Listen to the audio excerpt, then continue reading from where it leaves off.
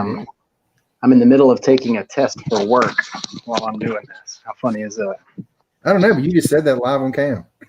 I like it. Hey, everybody, this is Daryl, your favorite person ever, or not, whichever. But tonight we are starting our podcast. We starting off on some sad news. You guys want to talk about it? Sure. I mean, the passing of Black Panther last night, which was quite the shock.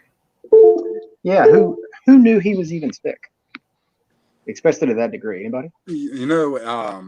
After the fact, and we are referring to the passing of Chadwick Boseman, who is the actor who portrayed the Black Panther in the MCU.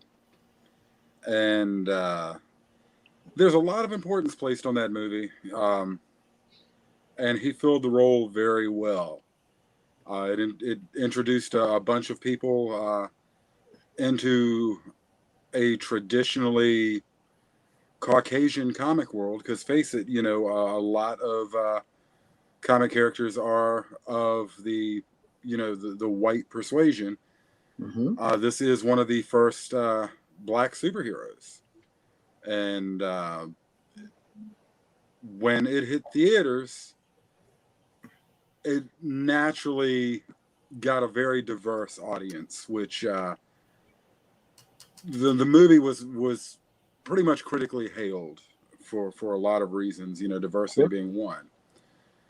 And he filled it very well. He was very humble. And the news last night, I read it this morning. I went to bed fairly early last night. I read it this morning. And like everybody else, I had no clue. Colon cancer is what killed my father in 1996. So I'm very, very familiar with it and its effects on people. And, with my amazing superpower of hindsight, if you look at some of the more recent pictures of him, you can tell. In fact, there are a couple memes floating around right now where they claimed he was getting bullied and harassed because of his weight loss. Yeah, I saw that. I heard that as well. And right now, you look at it, it's obvious chemotherapy, or radiation or whatever treatment he was going through. Yeah. But just as well, with that little bit of negativity, there's also, memes going around that show him visiting sick kids, obviously on cancer wards, Sure. in the condition he was in. And I doubt they even knew that he was in the same boat they were in. I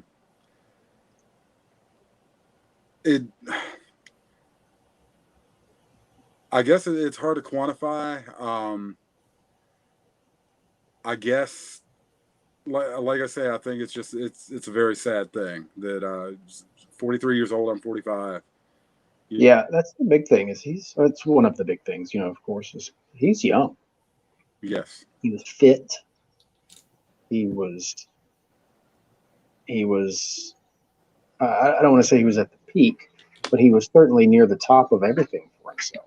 And he wasn't just acting and doing whatever roles he was doing. He was doing superheroes, which required you to be a super athlete. Yeah.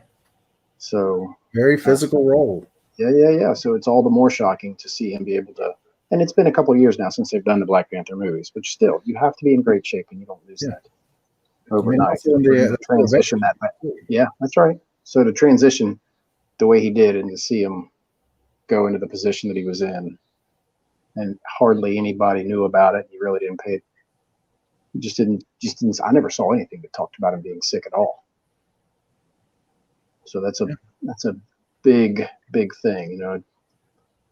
People don't realize that. What's that mean? You never really know what somebody's going through. Yeah. Could there be a bigger representation of that statement than him? Yeah. One thing that really caught my attention when I heard it last night, it was around 11:30, 12 o'clock, something like that. The first time I really saw him that I recall, I'm sure I may have seen him in something before this, but that I recall seeing him was in 42, the Jackie Robinson story. And I'm a huge fan of Jackie Robinson. So for me, watching that movie and seeing him, and then later on hearing him announced as being the Black Panther, I was like, wow, they couldn't have found a better person for this role. And to me, a really weird thing about his passing yesterday, it was Jackie Robinson Day in baseball. Mm-hmm. Normally, obviously in non-COVID years, Jackie Robinson Day is at the beginning of the baseball season. So it's in April. It just happened that this year, yesterday was the beginning. They actually made it a full weekend where every player in the league wears number 42 for Jackie. Mm-hmm. And he passed away on that day after portraying Jackie Robinson. I mean, that hit me. That got me. And I think it's also fairly interesting that he passed away on Kirby's birthday. Yep. And Kirby is one of the Black Panther creators. That's right. So obviously we can say it is coincidence, but it definitely adds a little bit, I think in both of these cases, the Black Panther and of course 42, it helps to highlight the career that he had and the effects that he had on people.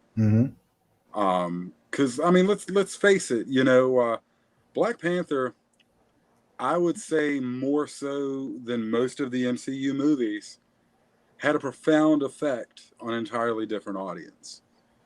It gave a lot of people that may or may not have known much about Black Panther at all, it gave them a hero and a role model and somebody who was in a position of royalty and wasn't, your street thug turned superhero, especially amongst a lot of my African-American friends today. Many aren't comic fans. They are expressing condolences. And to me, anything and anybody that helps bring people into the comic community or make them more aware of it can't be a bad thing. And he definitely helped that,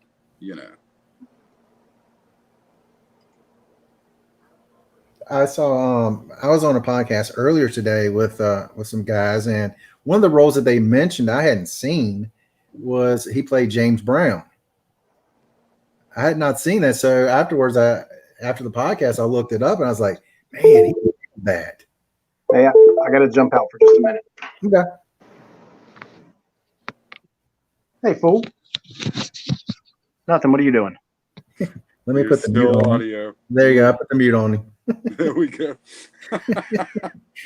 Let's eavesdrop. That could have been awkward. Awkward. So, but yeah, I mean, and then there's another role he played that again I didn't know. He played the role of Thurgood Marshall, who wasn't he the first African American Supreme Court justice? Yes. So, I mean, he played some very prominent roles. And one of the things I was wondering is, I wonder how long ago it was that he actually found out that he had the cancer. 4 years, from what I understand. Mm-hmm. So that would have been 16. So would he have still been filming? Yes. The answer to that is yes. Like he did while undergoing everything from start to beginning. There were quite a few films that he did, including Infinity. And Endgame, and like I say, I mean,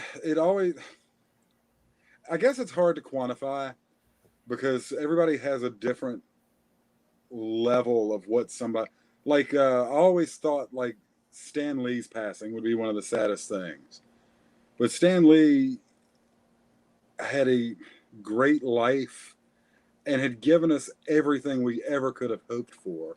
Mm-hmm.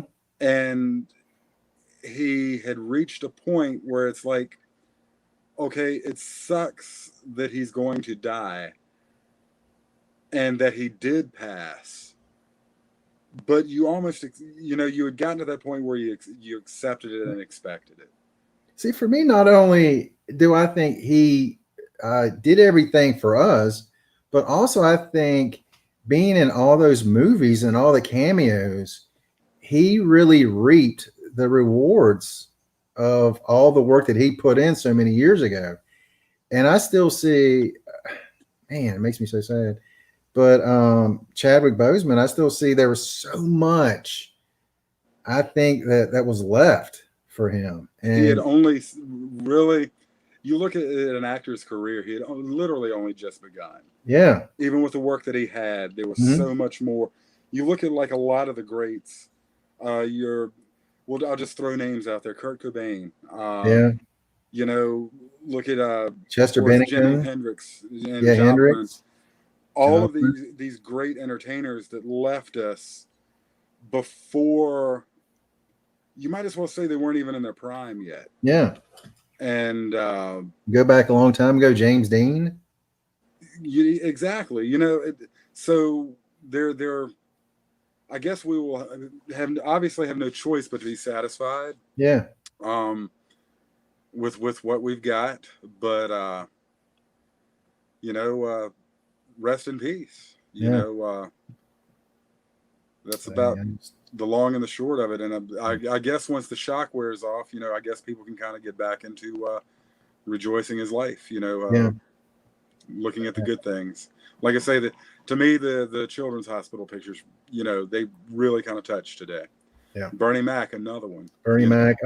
One that hit me really hard was Chris Farley back in the day. Mm-hmm. When Chris passed away. Brandon Lee's another one. Yes. And gosh, this is the in my opinion, the worst club to become a member of. Mm-hmm. And it's unfortunate that he takes a place, but at least in years to come, there are people who will say his name and have memories of why they're saying his name. Yep. So. One of the things we were talking about earlier is, what will MCU do now? I'm not sure what they can do.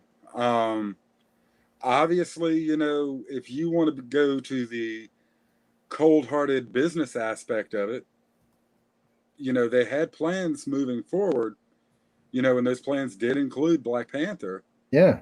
The cold-hearted aspect would be to recast, replace, and move forward. Yeah, the guys earlier were thinking maybe what's his name? What's her name? Shuri. Shuri, it's very possible. Yeah, might take the mantle, which I could totally see that. Well, it happened in the comics, so it is a storyline that they can move with. Mm-hmm. And that may be a preferable route, other than trying to, shoehorn somebody else into the role. Yeah. Because I've got a feeling, just like, Brandon Lee with The Crow, we knew that wasn't The Crow when we watched City of Angels. Yeah. Brandon Lee was The Crow. And I don't think anybody else is going to be Black Panther. Yep. But Boseman. What? There you go. Yeah, it's gosh. I mean, like, all day I've just been thinking about that. And it's like, gosh. I mean, I remember when I first saw the movie, I was just mesmerized and absolutely loved it from beginning to end. I loved that movie. Michael B. Jordan, I thought was amazing. And he was one of the names that one of the guys was saying. It's like, how awesome would it be if he ended up being Black Panther? But obviously, you can't take. I just don't think you can take him and put him as Panther. So I think he's an incredible actor. Yeah, I mean, he truly is. Him and it's like, if you look at actors that they do, we have the Morgan Freeman and the Samuel L. Jackson, and with Donald Glover and Michael B. Jordan, that's the next generation's generational. That's somebody I didn't think about as Glover. You know, they are actors of a talent that is a generational talent. And I think they will both be producing work that people talk about for a while. I'm not sure, though, again, that, Heath Ledger, that was another one, and there are a lot of Heath Ledger movies. Yeah. Again, A Knight's Tale is one of my favorites. It might actually be my favorite. I tell you, it's, again, I think this, with me, hits again, I'm 45 years old. It's a constant reminder of I hate for this episode to start off with such a kind of a bleak topic. Yeah. But it's a reminder of our mortality. Yeah. And how, no matter what, I use stuff like this, I guess, as a motivation as in moving forward. That, I don't want to spend my life miserable. I don't want to spend my life, angry about things. And God knows it'd be so easy right now with our current socio-political climate to just be mad all the time. And I just can't do that, because tomorrow it could all be over. And you don't want that venom. So I guess, just live every day, there's going to be good days and there's going to be bad. I don't think anything happens, to people that's not a direct result of decisions they make. And so just make good decisions, just move forward and just live a good life, because the next thing you know, one day somebody's gonna be like, well, I didn't even know he was sick. And they'll be talking about me, Yeah, I mean, what was that thing that they said? Father Time is undefeated. Yep.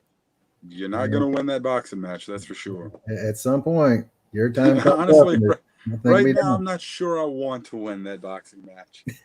If you look at like the Vampire Lestat and stuff like that, do you really want to live that long to watch, eons of change?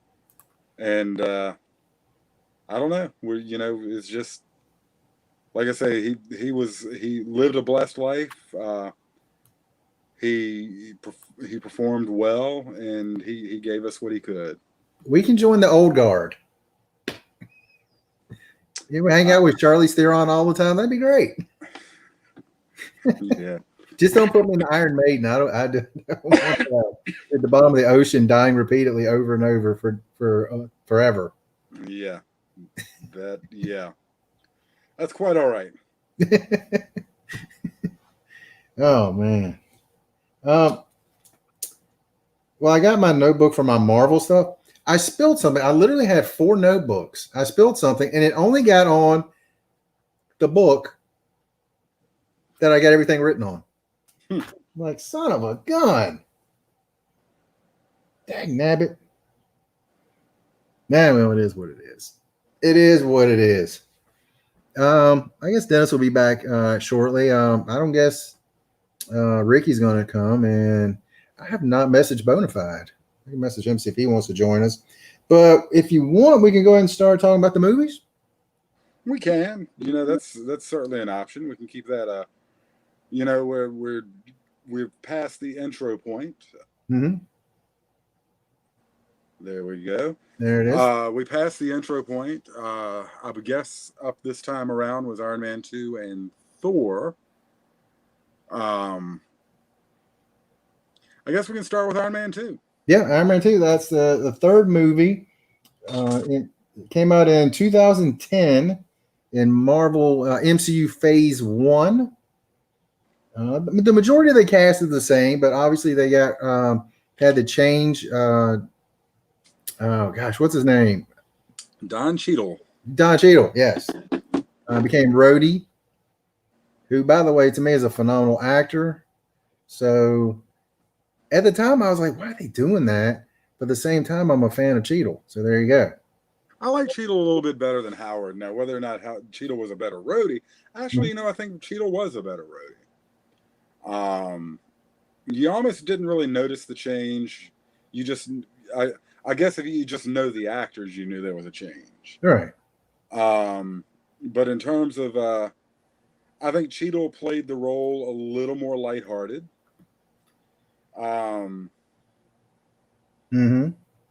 He definitely, I think Howard had a more serious military feel to him.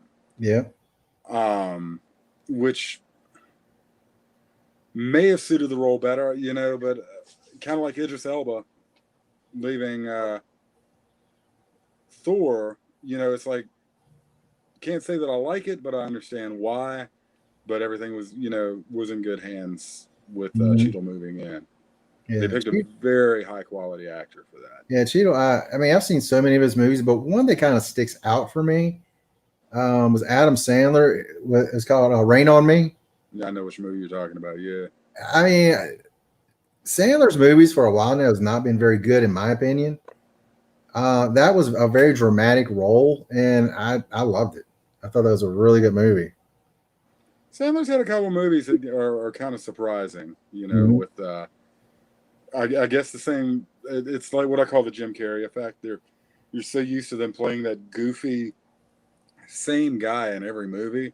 Yeah. When they step out and do something that's like serious as a heart attack, you don't quite know how to deal with it. And I guess you just realize later exactly how good they were doing that. Robin Williams, another master of doing that. Yeah. It's funny how so often people are always like, well, you just do the same thing over and over. Then they do something different. They get criticized for doing something different. So they go back. It's like, why'd you do that? Like, you can't, someone can't win for losing. Like The Rock, for example, when he did stuff like, okay, it wasn't a good movie, but stuff like The Tooth Fairy. Right. Yeah. But I mean, I gave him huge credit for stepping outside of that. I'm a massive action guy to let's do something funny, comic, just goofy, dressing up in a little ballet outfit. Yep. Put on the tutu. Yeah. So, I mean, to me, it's like, you know what? Give them credit for trying, because sometimes it'll work, sometimes it won't. But as Iron Man 2, it was a worthy sequel. Yeah. Started off, of course, Iron Man's all in on the rock star persona by this point, quotes 6 months later. And then we get introduced to the Russian Whiplash, who is every bit the genius. It's amazing how many geniuses tend to show up in Iron Man. Yeah. But he is every bit the genius, and he's got a chip on his shoulder. I will say that I would love to play with the whips. No ifs, ands, or buts. Proved to be a much more worthy foe in the movie than he ever did in the comics. Even though I am a huge Whiplash, he's a villain. I love collecting the villains. Of course, we're introduced to one Black Widow. Yes, I was saying another Russian. And that was a nice segue to get her involved in the MCU, Scarlett Johansson. And I had forgotten how big a role she played in that movie. It's kind of sneaky how it kind of, you started watching it, like I watched it again, and I was kind of like, yeah, she's kind of co-starring in this at this point.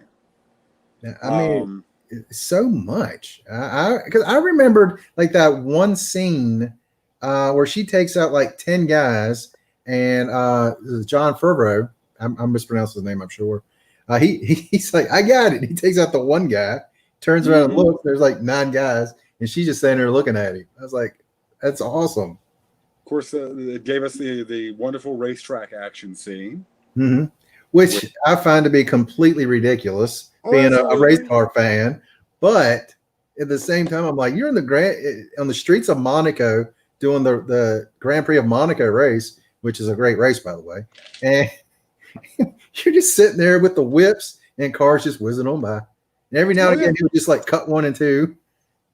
But you know what? It was pure, kind of like the pod race in Star Wars. It was pure eye candy. Yeah. Throw the disbelief out the window because that's what you're getting is that action eye candy. Yeah. And of course, you had, I guess, just another version of Stain in 2. That was Justin Hammer. Honestly, probably would have been a good reason to keep Stain alive, so they wouldn't have to constantly kind of recreate the same guy over and over again. But Justin Hammer, of course, makes his deal with the devil and pays for it in the end. Yep. As you know. Mm-hmm. But overall, I felt like, it was a very, again, worthy sequel. And did leave you wanting more and trying to figure out what's next. Yeah. And the biggest thing it made me wanting more, it made me realize why I wanted that Black Widow movie so bad. And I still feel like they missed something there. Waiting a decade later, I feel like they missed a spot for that movie. And I was talking to somebody, I don't know if it was on here or not, but we were talking, was she pregnant around that time? That I don't know. Because the only thing that I can suppose, and I think I mentioned this to you, is it probably didn't fit because she's such a street level character.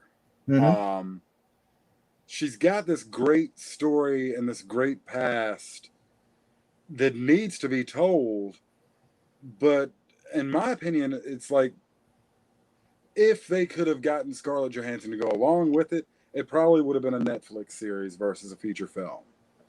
Kind of like Daredevil, we needed 10 episodes to tell that story. And I think with Black Widow, being as she is, Black Widow and Hawkeye are the two people where it's like, yeah, that could realistically be me. When you look at people looking at these characters and saying, okay, I can't be Hulk, I can't be Spider-Man, but with enough training, I could possibly be Hawkeye. If I got bit, I could completely be Peter Parker. Yeah. So I think, and then you look at it, it's like I'm not sure cosmically the route they were going, if it was going to match how the films are going to float through the MCU. But we may not like that Black Widow did not get her film, but I think I understand. Well, I mean, looking forward now, I just feel like where she's at now is just a vehicle to put over to other people, and it's not really her own story. It's going to be a different story. In fact, they're already talking. Yelena Belova is going to move into the role. It's going to feature a different Black Widow, and it may be the Scarlett Johansson because we're looking at 2010. We're 10 years later. That's one. The only disadvantage, kind of like we're timeless. Cyclops now is Cyclops 10 years ago, is Cyclops 20 years ago.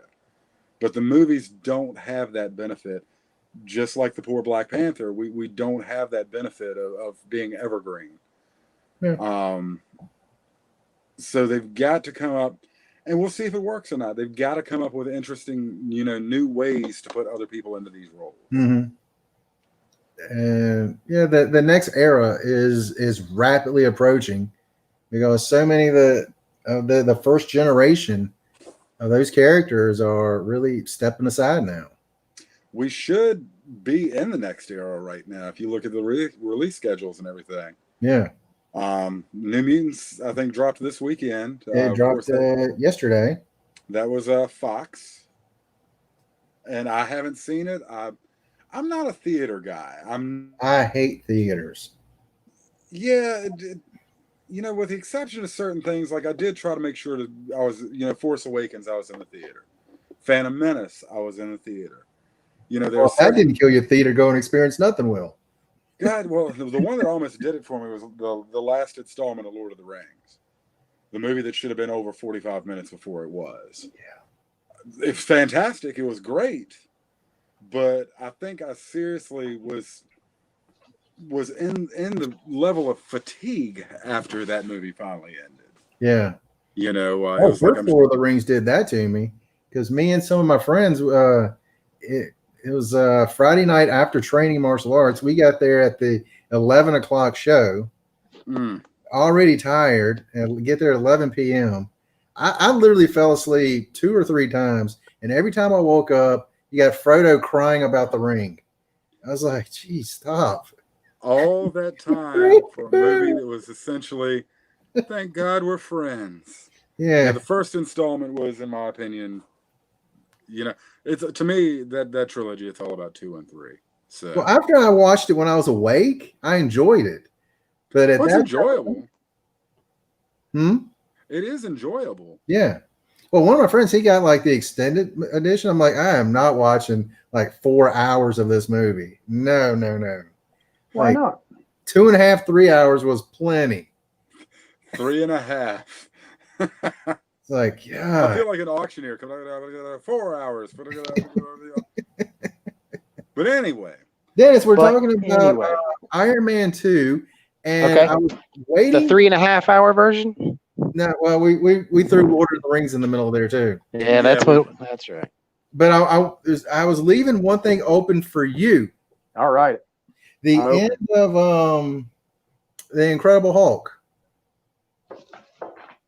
The conundrum. Do you want to go ahead with it? No, I brought it up. I said it didn't line up. Well, I said it didn't line up. I feel like you were right on that because, again, I'd forgotten really so much about Iron Man 2. But when you see that at end scene, you see that it's like Iron Man is Tony Stark is trying to start things going with S.H.I.E.L.D. But when you watch Iron Man 2, you can clearly see at this point he is not connected with it. That guy, he gets it. It just didn't make sense. Yeah. But otherwise, I thought it was okay. You know, I still stand by my, everything that I said for it. I think that other than, I think, Billy, your big thing was the CGI. It was awful. I think that your position was the CGI was just awful. No, I was fine with it because it was entertaining. Oh, were you? Oh, okay. Yeah, and I get that. But, I guess my. All right. So I guess my point was Billy only had one low grade problem with it, and that's why you gave it an 8. Did you give it an 8.5? Is that right? Probably. God, I think I did. Yeah. Yeah. 8.5. 8.5. Yeah. Mine like steel trap. Nothing gets in, nothing gets out. Mine, right here. It was basically, there was some small flaws throughout the movie, but I totally enjoyed it. Yeah. Oh, and I enjoyed it too. I just said that was the only thing that I didn't like, but it was enough of a big one to really delineate me from liking it as much as I do all the others. And we'd be wrong if we didn't mention Stan's cameo in this one. Was this the one where he walked by at the open, like some big event, and Tony Stark taps him on the back and say, "Hey, Hef." Was that this one? I don't remember. Where he called him Hef and Stan just kind of turned around and looked, and Tony was walking around the other side. So I'm pretty sure this is the one where he called him Hef. I believe so. I watched it today, but I, of course, had the grandkids at the house. So there were times where I got the wonderful, "Hey, Pawpaw, look at this," or "Watch me do that." Yeah. So, ain't nothing wrong with that. Yeah. So, Dennis, anything you want to talk about on this movie? Where are we at? Iron Man 2? Yeah. Have you guys already given it your rating and all that stuff? Not yet. Or have you Not yet. All right. So I will probably, sorry I had to go. I had a phone call I had to take. I will probably regurgitate some information you guys have probably already talked about. So I apologize if that's the case. This was our first introduction to Black Widow. Is that correct? Am I correct in that? Right. I think that what Kevin Feige has done better than all, I think that what sets Kevin Feige apart is that he has done a nearly flawless job weaving what we all agree with being the canon of the Marvel comic book universe and making adjustments for the cinematic universe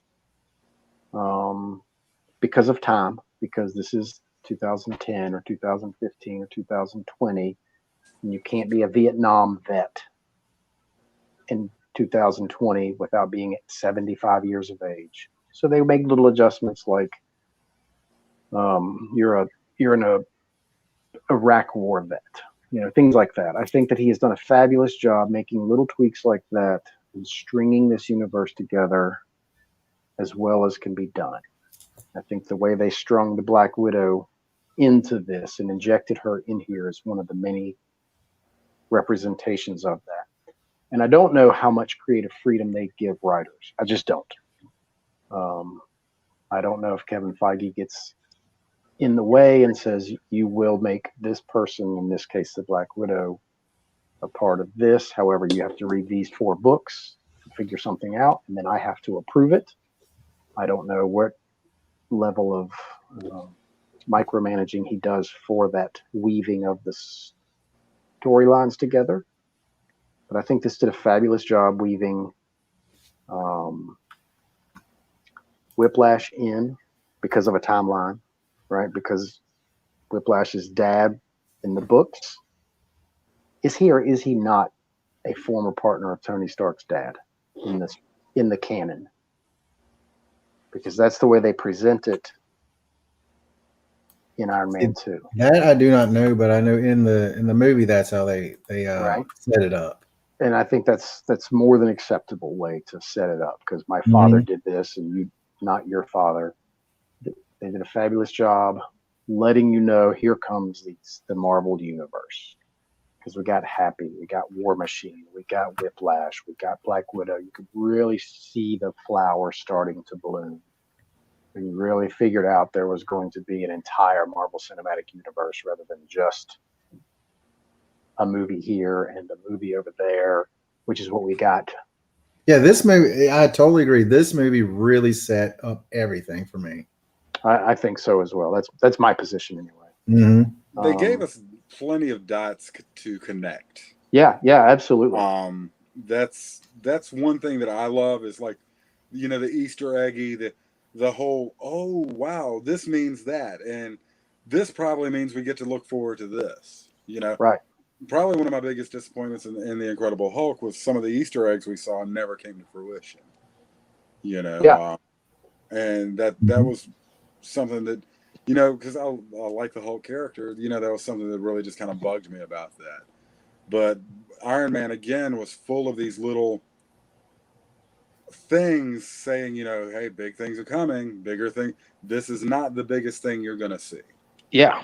And here's a question that may end up being a part of this as a statement. Because we had the old Superman movies from the late 70s and the early 80s, and we had the Blade movies, and the Blade movies get overlooked. Mm-hmm. They really do. Those movies. I really love those movies, but yeah, I know a lot. I agree that most people do overlook them. Right, and I had to dip out when we were talking about the Black Panther and its importance for Black comic book heroes in general. Mm-hmm. But let's be honest, the Blade movies, you didn't care that it was a black guy that was a superhero. Those things were fabulous. I loved those movies. I still love those movies. Mm-hmm. And he wasn't what we consider a traditional superhero. Nobody cared what color he was. Nobody cared that he wasn't a superhero with a cape. Those movies are on par with The Crow as far as being legendary movies that are going to be hard to remake. How are you going to remake Blade? I know they're going to try to do that with the guy from the Defenders or Power Man, Iron Fist Netflix shows, and I don't think they're going to do a good job with that guy. The guy that played Luke Cage? No, one of the bad guys. One of the bad guys is going to be Blade, and I think that's not going to. It's going to screw it up. So as I jump back and forth, I think if we go back to Black Panther and Black superhero movies, I think Blade. We know that Blade was probably the first one. I think that it was exceptional and really, really raised the bar for superhero movies without us knowing it. There were some people that were saying that Spawn was one of the first black superhero movies as well.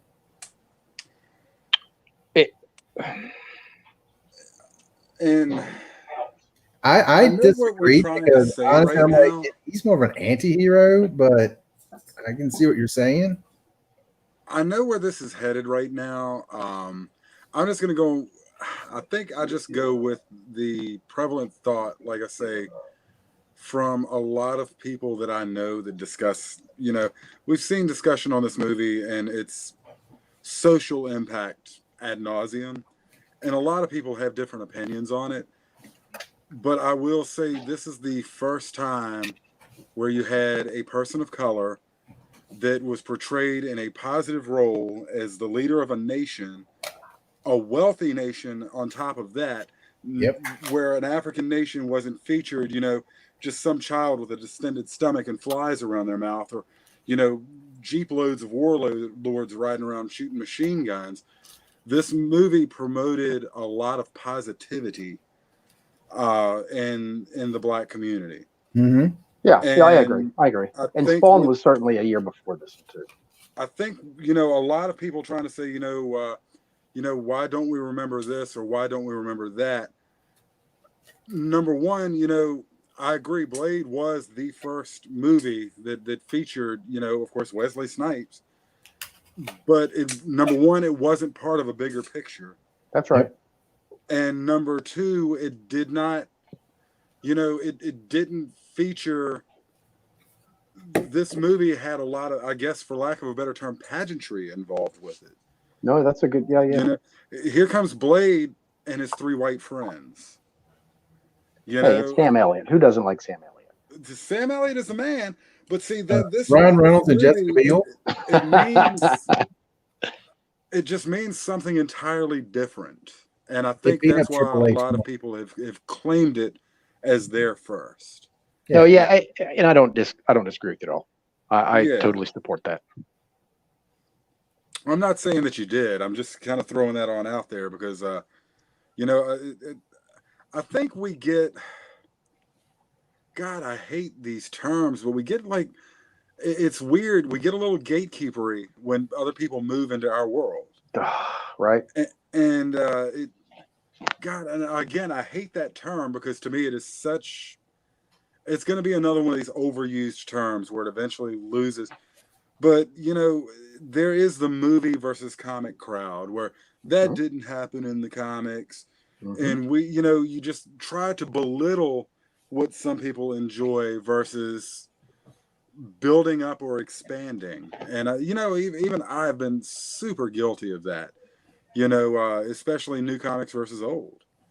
But and maybe, you know, and I think that the one time where, you know, Howler was on and we were talking about that, it's like, you know what, maybe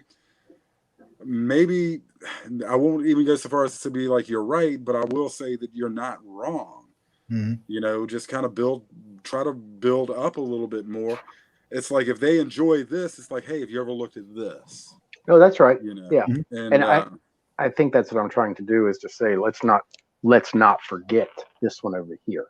Oh, I love Blade. Let's not forget Blade because Blade was fabulous. I could do a review on that. I enjoyed the second two a lot more than the first because I thought the dialogue was pretty rough in the first. I think my favorite was the second. Yeah. The dialogue in the first, he makes the weapons, I use them. Well, and that's your first introduction to Deadpool. Oh, that's funny to hear that. You know, but anyway, we could go a long ways on Blade. It's like better for another day. Yeah. I think that we should do that one time. But anyway, so something got me on a tangent. I don't know why. I think I was just trying to catch up before I had to disappear. Dennis, let me ask you this: after watching this movie, did you watch it again recently? Yes. Iron Man 2? Iron Man 2, I did. All right. Did you think Black Widow should have had a solo movie? I think she deserves. I'm with I am with the masses that say that she deserved it before Captain Marvel because she had more time in grade, and it's almost as if she earned that right. Yeah. I mean, for me, I thought she should have had that origin movie either right before Avengers or right after Avengers at the start of Phase 2. One or the other. I wouldn't even have been opposed to giving her a Netflix show that you could have turned into. That's yours, Billy, right there. I think Netflix would have suited because my original, just a quick recap on that. My original aspect was her story may well have not fit into the cosmic grand scheme of, the story of Infinity. Correct. Is somewhat panned as Captain Marvel is. They, without Warlock, without Silver Surfer, without these characters involved, they did have to get like this next level, of power into the universe. And I guess Captain Marvel was the best way to do it, especially using a character that of course I would have been more happy with the Genus Vell, Captain Marvel versus Yeah, and I don't know. I know that Daryl's pretty hard-lined on who he wanted to be Captain Marvel. I don't know that I care one way or the other who they did select. I know that what's her name got a lot of heat for her very polarizing for her off-stage antics, and I don't think that I don't find any reason not to give her that heat. I think that she certainly has. You put yourself in that position and you make those grandiose statements, you're going to catch some heat. I think that personally, I think that Marvel had to double down on her, and that's why they had Thor. When Thor stuck his hand out to get the new hammer and had to come flying past her, and he's staring her face to face, and he says, "I like this one." I think they had to do that to double down on her. I think because that was right after she started getting more and more grief and more and more grief. Right. Okay. I really think that they had to do that. Just ScarJo had her first baby in 2014. Okay. So maybe they were planning a movie for her then. Maybe not. Right. So because Iron Man 2 was in 2010. Mm-hmm. So she was pregnant in 2013. Yeah. So yeah, I think a Netflix show would have been cool. I'm still not. Do what? I could give them the benefit of the doubt, but I'm still not. No, yeah, no, I think that's viable. But I would have been down with a Black Widow Netflix show because you could have gone so many directions with it. And you could Really, have. I don't want to know what you're trying to measure over there, dude. I'm a fidgety person. There's fidget spinners. I don't know why I don't have one because what I do off camera, like this is a Sharpie. I'm constantly twirling it in my hand. Yeah. And eventually I'm going to drop it, and then I will pick this pen up. That's right. And then I will do the same thing with it. Then eventually I'm going to drop it. Have you played with the fidget spinner? Tape. I'll end up picking that up, ripping a little piece off. Yeah, my brother used to sell them, so we had tons of them. Yeah. It's pretty crazy how that works. But yeah, I've been kind of, I don't know, just playing with a tape measure that I had in here. I was that's all right. I mailed off one of my package, and I was measuring pieces of foam to secure on the corners of the CGC case. A piece of the foam. Yeah, believe me, as much as as for what that sold for, bubble wrap just wasn't going to cut it. You did sell it? Absolutely. Right on, man. Yep. In fact, delivery was confirmed today. I sent it registered mail, and I've got my positive feedback. Super seller. Good for you. And now all eBay's got to do is unfreeze my money. Mm-hmm. There you go. I got the book that I won off of another podcast in yesterday. I brought it with me. Nice. Daryl will appreciate them. I got a couple little things. I appreciate everything. Today. Mm-hmm. Have you guys graded this Iron Man 2 No, I was movie yet? about to do that now. All right. You guys go first because I was in and out. You guys go ahead and go first. I gave Iron Man 1 a 9.2. Okay. I gave this one a 9.4. I thought it was better, and I thought it set up everything a lot better. Okay. Because so much of the first one, I kind of, if you looking back, you see how it was kind of beginning something, but at the time, I just thought it was a solo film. I really didn't think much.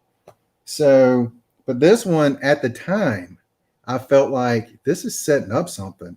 We might really get an Avengers. Oh, and let's not forget, this had an all AC/DC soundtrack. Yeah. Another thing not to be overlooked in this, you see the seeds of Civil War being planted. Mm-hmm. The whole the Senate hearings that happened in the beginning and whatnot. The "I am Iron Man" speech. With that said, I went with a 9.0 on this movie, which for sequels is actually a lot of sequels just don't live up to the hype. So you gave both of them 9.0, 1 and 2. Absolutely. Nice. And the only reason with that was like, I wasn't sure I was kind of bugged by the regression of Tony Stark's personality back into that, because at the end of Iron Man 1, Tony was like this more socially aware, kind of self-conscious, hey Pepper, I'm trying to be more about you. He was moving in the right direction.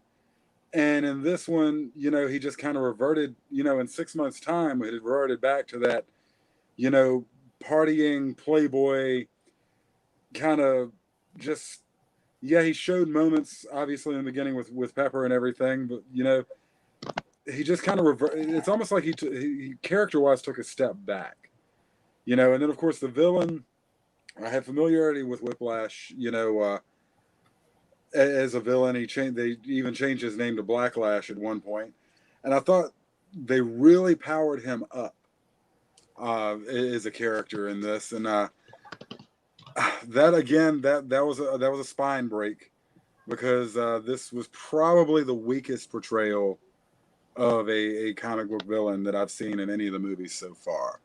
In terms of, if you were to take Whiplash and put him in front of somebody that has only read comic books and is familiar with the comics, they would have no clue who this guy is. Some people you could make educated guesses. This guy, you just wouldn't have any clue. Dennis? All right.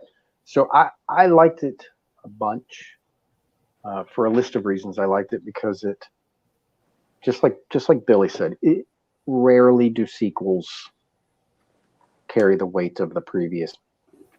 I think this carried the weight exponentially. I liked it because you got to see the flower start to bloom. You realized that it's all connected. You realized how it's going to be connected. You got your introduction to Scarlet. You got your introduction to War Machine. We got the transition from Terrence to Don being War Machine. I don't have any ill will towards that transition. Sometimes you get somebody that takes over the role and it's just terrible. I think that Don Cheadle does a fabulous job. Yep. I don't remember how much play Jon Favreau had as Happy Hogan in the first one. It was a fair amount. I feel like he was more of like just a bodyguard in the first one. Right, but you got to see Happy become happy. I think we saw Gwyneth Paltrow catch a lot of heat off air as Pepper Potts. She never bothered me as Pepper Potts. I think she did a decent job. I think she did an above average job, actually. I think the soundtrack is second to none. Period. And all AC/DC soundtracks, second to none. Was more than fitting. I'm with you on Whiplash. I think that, we talked last week about how Iron Man as a storyline was never an A-lister. And I don't know how we turned a B-list superhero into an elite level A-list movie. Wait till we get the Guardians of the Galaxy. Right? As an A-list, yeah, as a character. I think they did a better job spicing who Backlash is up as a character for television.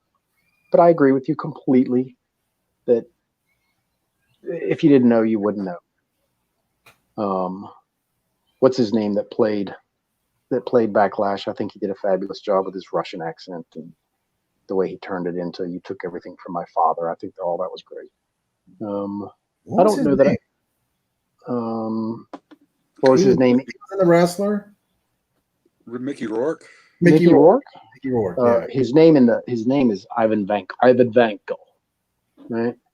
I don't know that I liked Justin Hammer. I don't know if I liked the Sam Rockwell character, but so much. Mm-hmm. I mean, he played that Weasley character, so. I'll give you I'll give you a question before I give you my number. Gary Shandling was Senator Stern. Yes. And so you got to see that battle at the very end of Iron Man 1 and then through this one a little bit. Yep. Did you ever think that they would put it all together so well that 10 years later when they were making, or 8 years later when they were making, the next movie and the next movie and the next movie, that they would double back and you'd go, holy shit, Senator Stern is Hail Hydra. Did you ever see that coming? And then you go back and you watch this and you're like, holy shit, it's perfect. How much time did they put into watching these movies over and over and over to weave that together? Something as minuscule as that. And I think that's probably it for me. I could probably sit here and ramble some more, but I think we got the introduction to the actual Marvel Cinematic Universe with this book, with this movie. And really everything started to take hold, So I gave this a 9.4. So it dropped a little from the first one. Not quite as good as the first one, but only because of first movie love. And we all love, look at Mad Max. Mad Max is not as good a movie as The Road Warrior. But everybody has Mad Max love. We have first movie love for that. So for me, there is a bunch of first movie love for Iron Man because it's the one. It's the wow factor and the holy shit, my 7, 8, 9, 12 year of age little boy that has said for all these years, wouldn't it be cool to see this on television or on the movie theater on the big screen? This is it. We're gonna get to see it. So I had first movie love with Iron Man that I can't say that I have with any of the others. Yeah, there's one other scene in this movie that I just absolutely loved. Is when Favreau, gosh, I can't say the man's name.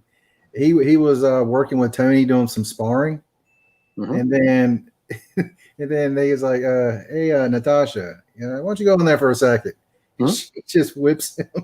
She beats the brakes off of it. I was like, "Oh my god, that is great!" And then she just walks out of the ring like it's nothing. And and Tony's like, "I want one of those. I want one." No. So yeah, and then later on, he finds out who she really is, and I was like, "Yeah." Oh, I think that's why it went up a little bit, but but I get it. We're all pretty close on that one. I think we are. 9.4. Yeah, I think with me, I'm gonna be a 9.8. It's hard to achieve. Yeah. And that's if anybody out there disagrees, with my scores, that's fine, perfectly fine. But 9.0 is still a nice freaking book to put in your collection. My 9.8, it's got to be flawless. you know. Hey, we might have a 9.9 coming. We don't know. Yeah, you never know. There's still some that I haven't watched yet, so I've got to check those out. Oh, are there really?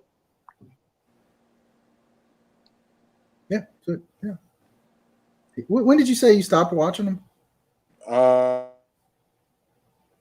And you froze up. I think it was one of the last ones. So I've still got like the last half that I need to check out. Have you seen Avengers? Just Avengers? Yes. Did you see Civil War? No. Wow. You're way back there. Wow. I have seen Black Panther. And Okay. I've got Ant-Man and Wasp to watch. Have you seen Infinity War? No. So, all right, what about Endgame? No. Oh my gosh. Yeah. So my question is, He's got a lot of movies to go. How, given my position that, this is our opportunity to finally see what we have loved for our entire childhood, what kept you from seeing them? With me, more so, I've got 6 issues of Infinity Gauntlet. Okay. I have the Silver Surfer tie-ins. Okay. I've got tie-ins throughout the Marvel Universe and comics. And I got to a point where I was like, the movies are great. I just don't need them to enjoy what I've already enjoyed. And Fabulous this answer. isn't knocking the movies at all. I mean, Right. it's not. But you're also looking at a guy right now with such, especially during the time, because right now I've actually got a Wednesday where about half the day is free. But I go to work at 4:00 every morning. I get home sometimes 6, 7 o'clock at night, and my time is such a premium. Mm-hmm. I'd much rather flip through boxes of comics than like 2 hours. Asking 2 hours for me is a pretty large. Like right now, I could be having a date night with my wife watching Cobra Kai. Man, I'm forcing you to watch movies and then sit on here and talk about them. I'm a jerk. We watched 2 episodes, and I realized you marathoned Cobra Kai, Daryl. They're 30-minute episodes. That's what I said. Yeah, that was like a jog because I watched 2 episodes before we even started this podcast, and I'm like, wait a minute. By marathon, you're looking at a guy that marathoned like 3 seasons of Game of Thrones, in a week's time. Yeah. I watched the whole thing from yesterday at around 4:00 till early this morning because I slept last night, but then this morning I watched the last few. I mean, they fly through. We'll chit chat later. Let's get through the Thor stuff. Yeah, Thor 1, 2, 3, 4. All right, who wants to start on Thor? Which one are you doing? Thor 1? Thor 1. Mm-hmm. Well, Daryl, it's your show. You go. Yay! I actually liked it, surprisingly. When going back and rewatching, again, Stan Lee's cameo in this one. You get the hammer there, and Stan Lee's in the truck, and they put a chain around the hammer. The Mjolnir. Mjolnir, say it. Mjolnir. What did somebody say in it? Hey, is meow meow? Meow meow. And he gasses the truck, and the back of it rips off, and he looks out. Did we get it? No, that is a good. That's a great cameo there. Yeah, that's so. But I mean, Loki to me, I felt bad for in this movie at the beginning. He's just Thor's brother, and by the end, he's basically like an adopted kid. And I was like, gosh. Well, that's because he was an adopted kid. Yeah. Again, I did not know this. I'd never read Thor. So, and I was like, man, no wonder he turned. Like one minute he has a chance to possibly become king, and the next minute, you really never had a chance because you're not even in the bloodlines. Yeah, I didn't see that coming. I can't say that I saw that turn right there in the movie. I didn't think they were going to go that direction in the movie. Yeah. Okay. I'm going to start my opinion of Thor with the elephant in the room. I think they did a masterful job of explaining away / creating a storyline that moved this away from the Norse pantheon of Odin the Allfather and everybody underneath it. They explained it, Thor's very existence, Odin's very existence, all of that, they explained it very well. Mm-hmm. You know, the whole totally agree. Moving it instead of this being the actual pantheon, you know, and here's a guy that finds a walking stick and thumps it on the ground, and now, you know, next thing you know, he's Thor. Yep. Into an alien race. Yep.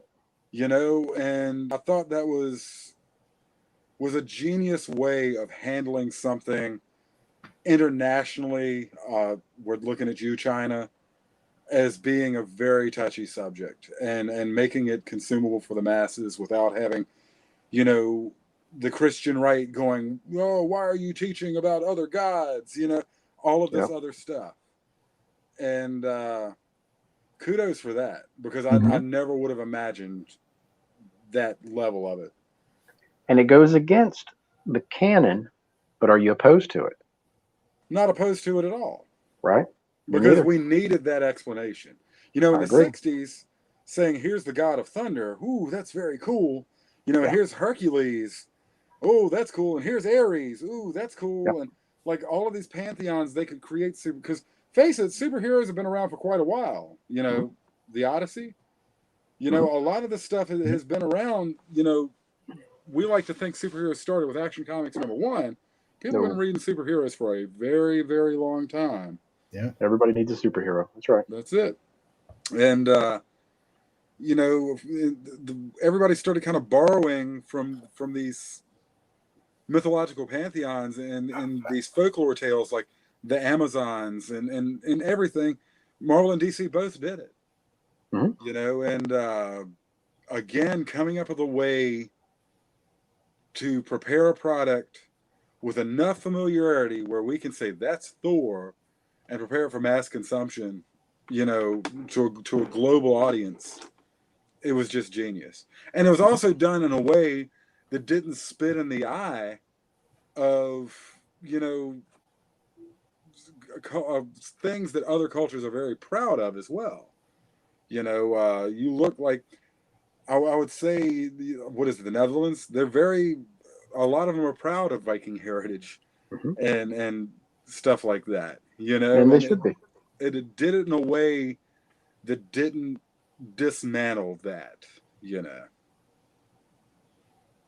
Did either one of you guys actually see it in 3D? No. Because I was thinking back in that time, everything come in 3D. I mean, it still happens, but I mean, I think it was really big in that era. So I went to see it in 3D, and the only thing that popped was the bridge.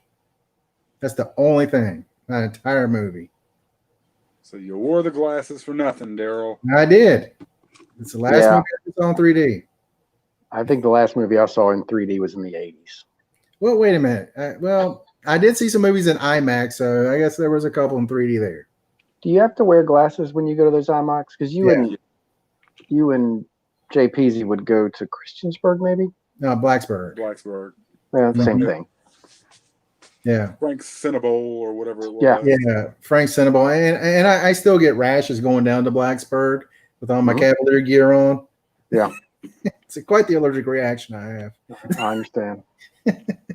But honestly, that's a great theater if you ever get a chance. I don't even know if it's still in business, is it? Yeah, they closed before COVID. They bankrupted. They had like I know they bankrupted like 3 times. Yeah. I don't know what the deal is with that. I just don't. Because I love the idea. You got a IMAX theater, which is a really nice IMAX. Then you got a nice restaurant there. You got a bowling alley. And you go upstairs, you got a pretty good little old school arcade. I'm like, that's a pretty cool, pretty cool place there. Yeah, I don't know why it's not working. Yeah, I don't know, but I enjoyed that. But as far as 3D goes, Yeah. All right, Billy, keep going. Anywho, the casting I thought was fantastic. Mm-hmm. Chris Hemsworth as Thor, absolutely amazing. As long as he has charm, he has, God knows, any female will let you know that he has the look. He ain't lying. The physique, you know, he was Thor. Tom Hiddleston really grew on me as Loki.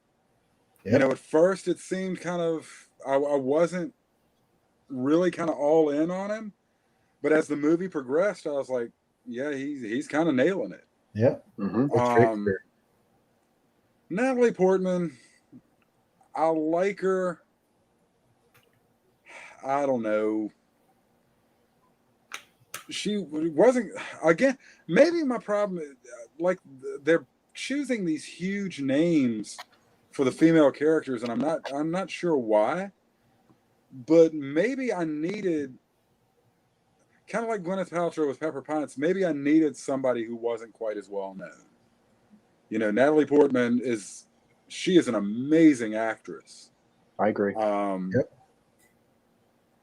She's very talented. She's beautiful. You know, there's little that she does wrong, in my opinion. We'll even forget about the Star Wars stuff, because obviously that was a victim of script and chemistry. But she's the girl next well. That's Jane. Who she is. But I don't think she sold me that she was Jane Foster. Anthony Hopkins is Odin. Could we have gotten any better than that?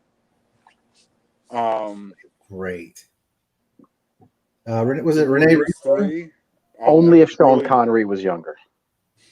Possibly, yeah. We're talking Sean Connery, Indiana Jones, and in the Last Crusade era. Sean Connery. Right. That's why I said only if Sean Connery was younger.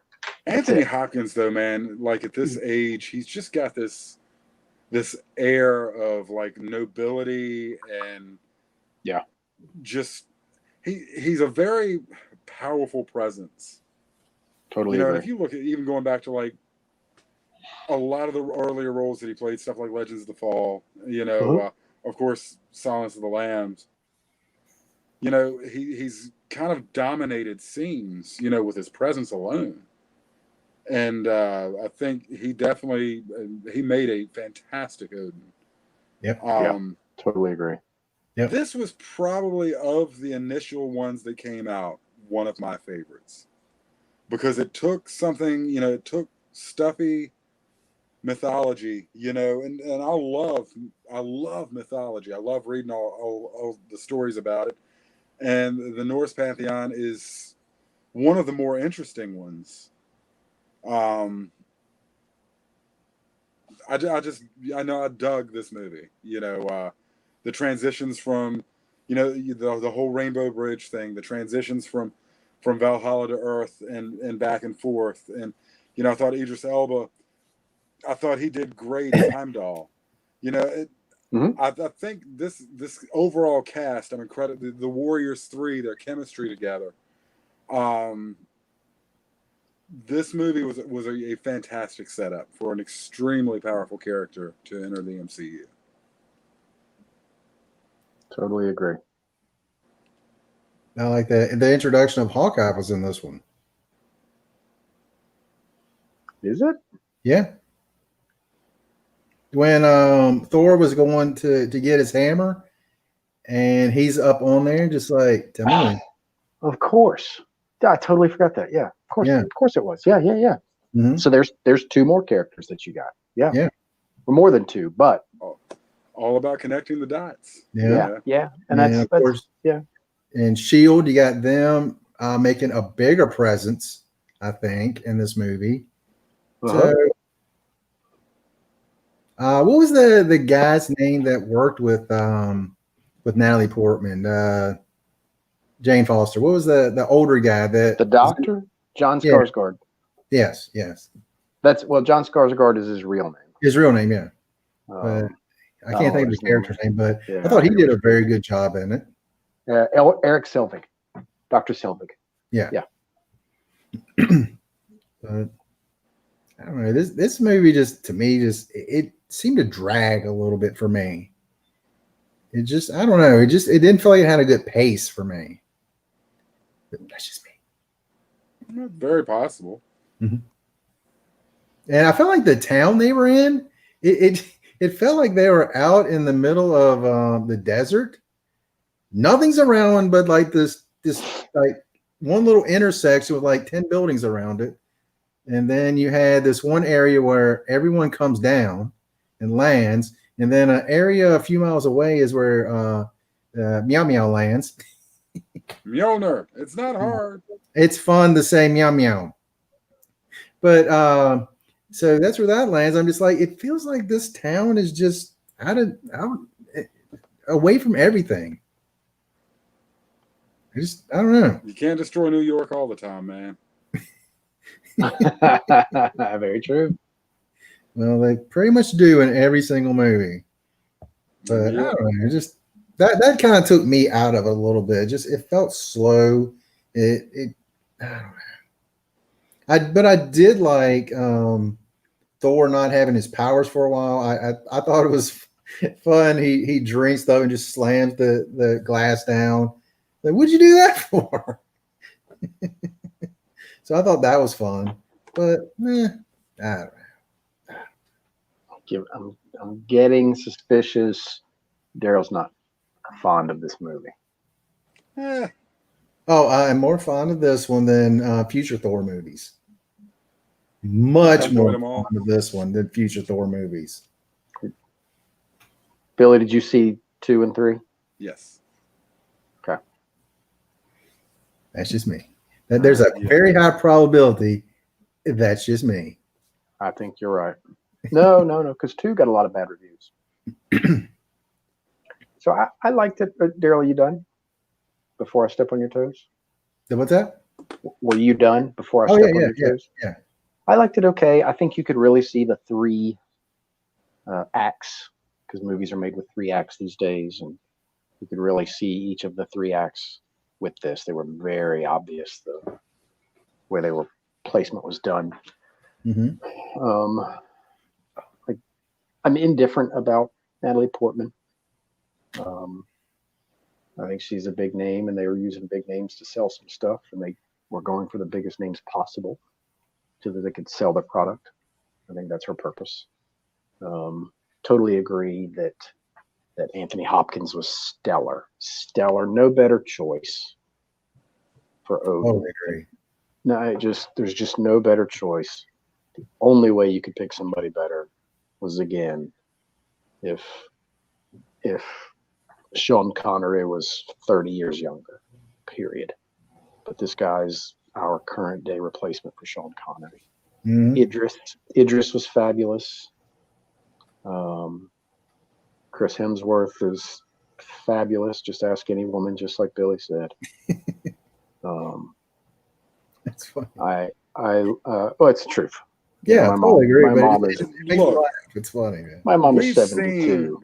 We've seen the pictures. If you could trade bodies, there are only 2 men out there you would trade bodies with, and that would be Thor and Aquaman. Sure. Because at that point, you are now beating females away with sticks. Sure. Sure. I might throw Dwayne The Rock Johnson in there, but whatever. Sure. Let me see. Who else did we get new in this? We got the 3. You got the Warriors 3. Mm-hmm. And Lady Sif. Yes. Yeah. I indescribably underrated. Overlooked. That was one of my things on this movie, as I thought she could have been used so much better. Yep. I liked the Warriors 3. I think it was cool how they injected them into this. Mm-hmm.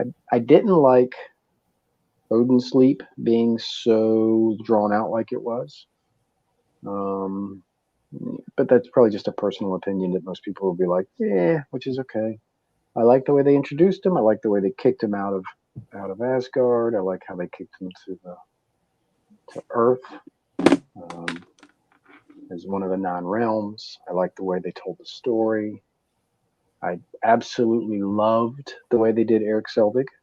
I think the way that guy was the one that told the real story of the 9 realms and how it all lays out was fabulous. I'm right there with Billy on that. I liked when they walked down the hall, Odin's hall. You had the gauntlet, and you had the cube, and you had at the end of the hall or near the end of the hall, you had the destroyer. I think that the hall, for me personally, just as a fan of the comics in general, would have loved to have had a little bit better tour of the hall. You had the eye in there, whatever, and I just don't know what some of these things were. I remember looking it up later afterwards, but I just don't know what the eye is now. So I really, really was grateful for that little Easter egg.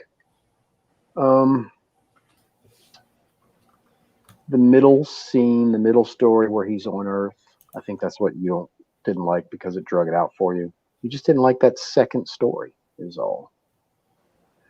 I thought it was kind of nifty and cool. There were some little oddball things that I found were kind of weird. I think I don't like the fact that they made him Blake. Anthony Blake, is that his name in the books? I think Anthony Blake. Donald Blake. Shoot, yeah. So I wish they would have made him Donald Blake somehow. I wish they would have figured out, other than just here's a lab coat of a guy named Donald Blake. But outside of that, that's my gripe. My one gripe. They didn't make him Donald Blake. I don't care about the cane. I don't care about tapping the cane to become Thor. Any of that stuff. What else is on there? We got a really good introduction to what the cube was going to be. We got a really good introduction as to what the cube was, as well as what it was going to be. I think it's yet again strung everything together a little better. But I totally agree with Billy on everything that you said. Every single bit of it. I think the way they strung it all together and they made it so that everyone was happy was fabulous. And I have to give an additional little plus for the way they did the costumes. Look at just how much time and effort Marvel put into making sure their costumes were proper. Yep. A big giant red cape floating around looked like it belonged there. How often do capes look like they belong? I think this movie definitely got the benefit of the success of the previous films. Mm-hmm. I think at this point they said, yes, the tent poles are established. Yeah. Spend it, they will come. Yeah. And you watch as the budgets for every movie got grander and grander. Yeah. As did the visuals. It really shows. Yeah. This one was 2011, so we had that one more year. So yeah. Yeah, the costumes in this thing were just incredible. Just incredible. They were so good that they make you talk about it. Mm-hmm. How often do you talk about costumes in a movie? A superhero movie. Yeah. The only time I've talked about a cape, there's 2 times. One in what was it, Superman Returns? Mm-hmm. The one with Brandon Roth, because his cape looked like it was made out of plastic there for a second. Okay. And the other time was Spawn. And he comes jumping down in that. You can tell it's a CGI one, but I just thought that cape looked amazing when it's coming down. But anyway, I interrupted. I'm sorry. No, that's it. So I'm done. That's it for me. That's my across the board for it. I don't have any real major gripe about this movie whatsoever. One other thing I did want to mention, because I just wrote this down, was that big fight scene at the beginning where you could just see that Thor had all that power just gone to his head. Yeah. And you see Sif and Loki basically like, dude, we need to stop. And then you get Odin come flying in on the horse. So, that's a good scene. Yeah, that was a good display of how power can go to your head. Mm-hmm. Yeah. Humility. Yeah. You know, having it all and having it taken away. Mm-hmm. You know, it definitely every superhero comes with a lesson: great power, great responsibility. You know, use your powers for all of this stuff. You know, humility is definitely, you know, is one of those things. I agree. All right, so let's dish out some numbers. Who's first? Who's always been first?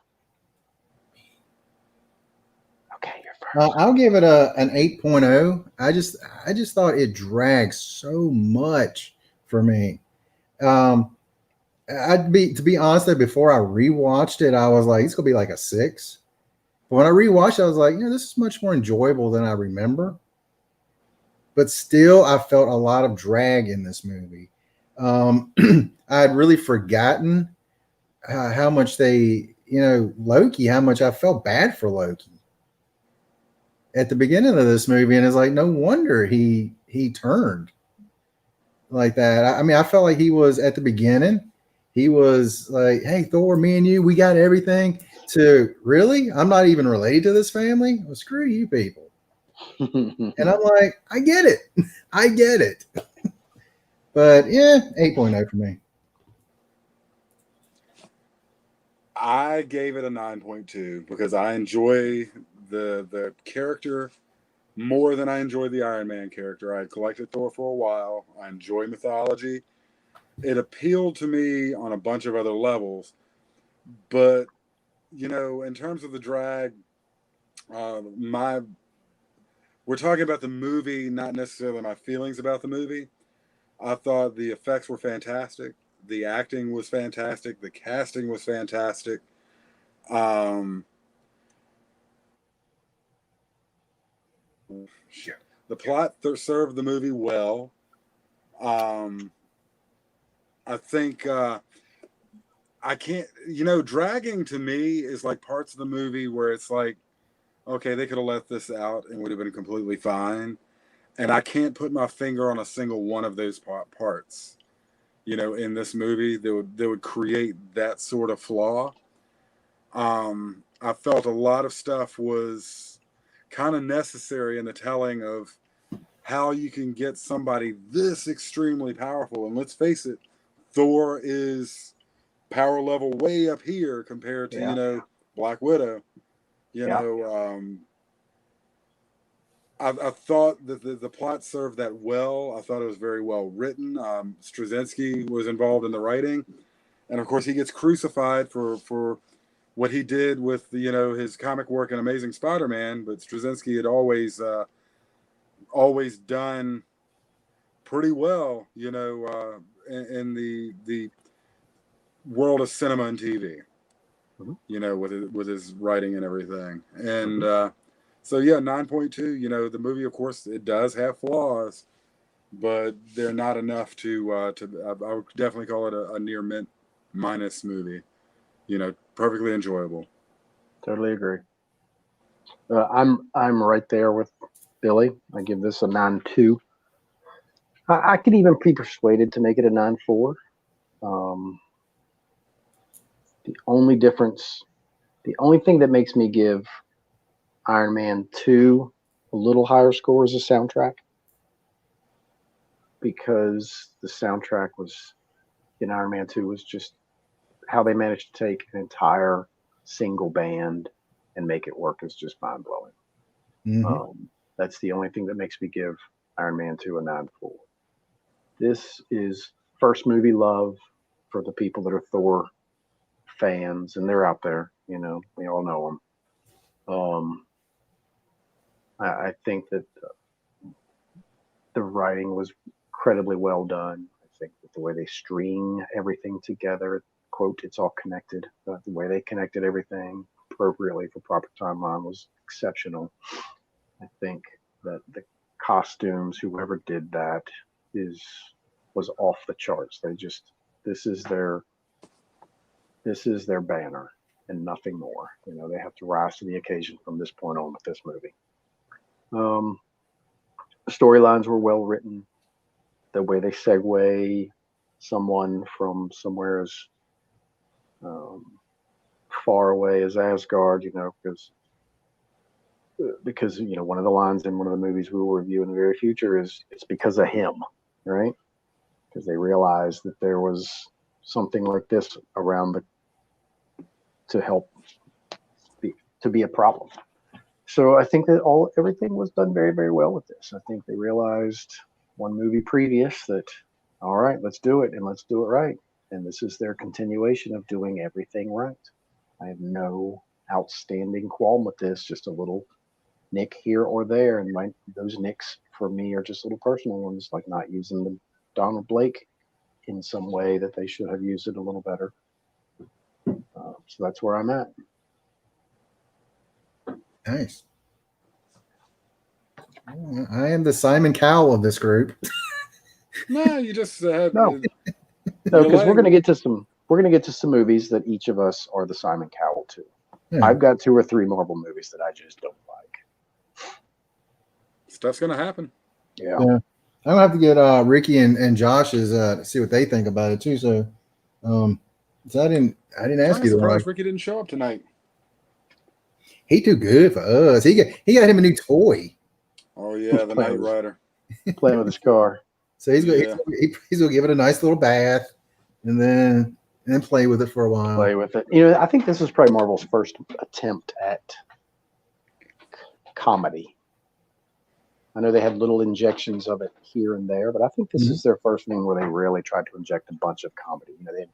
They had that Kat Dennings, that other girl that was with Natalie Portman. I actually like Kat Dennings. No, yeah, I think she's okay, but I wonder if she'll show back up later on. I don't know. Like I thought Jamie Alexander as Sif was breathtaking. Yeah. That is one of the dings I had on this movie. It's like you got to do more with her. I mean, I really felt like there was a lot that was kind of left on the table. Super strong character, super strong personality playing the character. Mm-hmm. Yeah, I'd love to see like a Warriors 3 with Sif series. With her kind of at the helm of it all. Gosh. Yeah, they had her in one of the Agents of S.H.I.E.L.D. TV show episodes.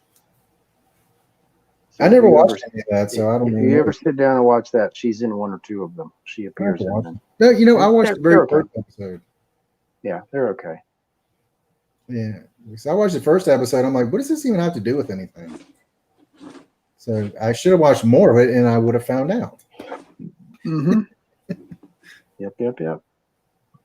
Oh. All right. We have killed the movies. What has happened in the world of comic books this week? There we go. I got absolutely nothing. Nothing. You got something in this week. You didn't get anything in this week? The only thing I got was last week. Oh, okay. From the con. This book right here. Yep, the New Mutants Annual. Yeah, I was going to buy one I just saw online yesterday, but somebody beat me to it. Well, how much are they selling for now? 20 to 30, overpriced at 50. Still in that $20 window. Okay. Yeah. All right. Yeah. What I think of this week, I actually went and cleaned out I do have a pull box because the metal event I enjoyed, therefore the death metal event. And I do have a pull box with a local shop. And so I got my Death Metal 3 variant cover.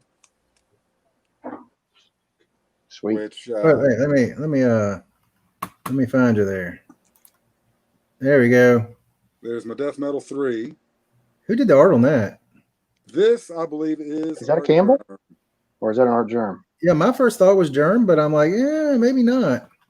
Yeah, well, there's crap. Let me see if I can find the signature.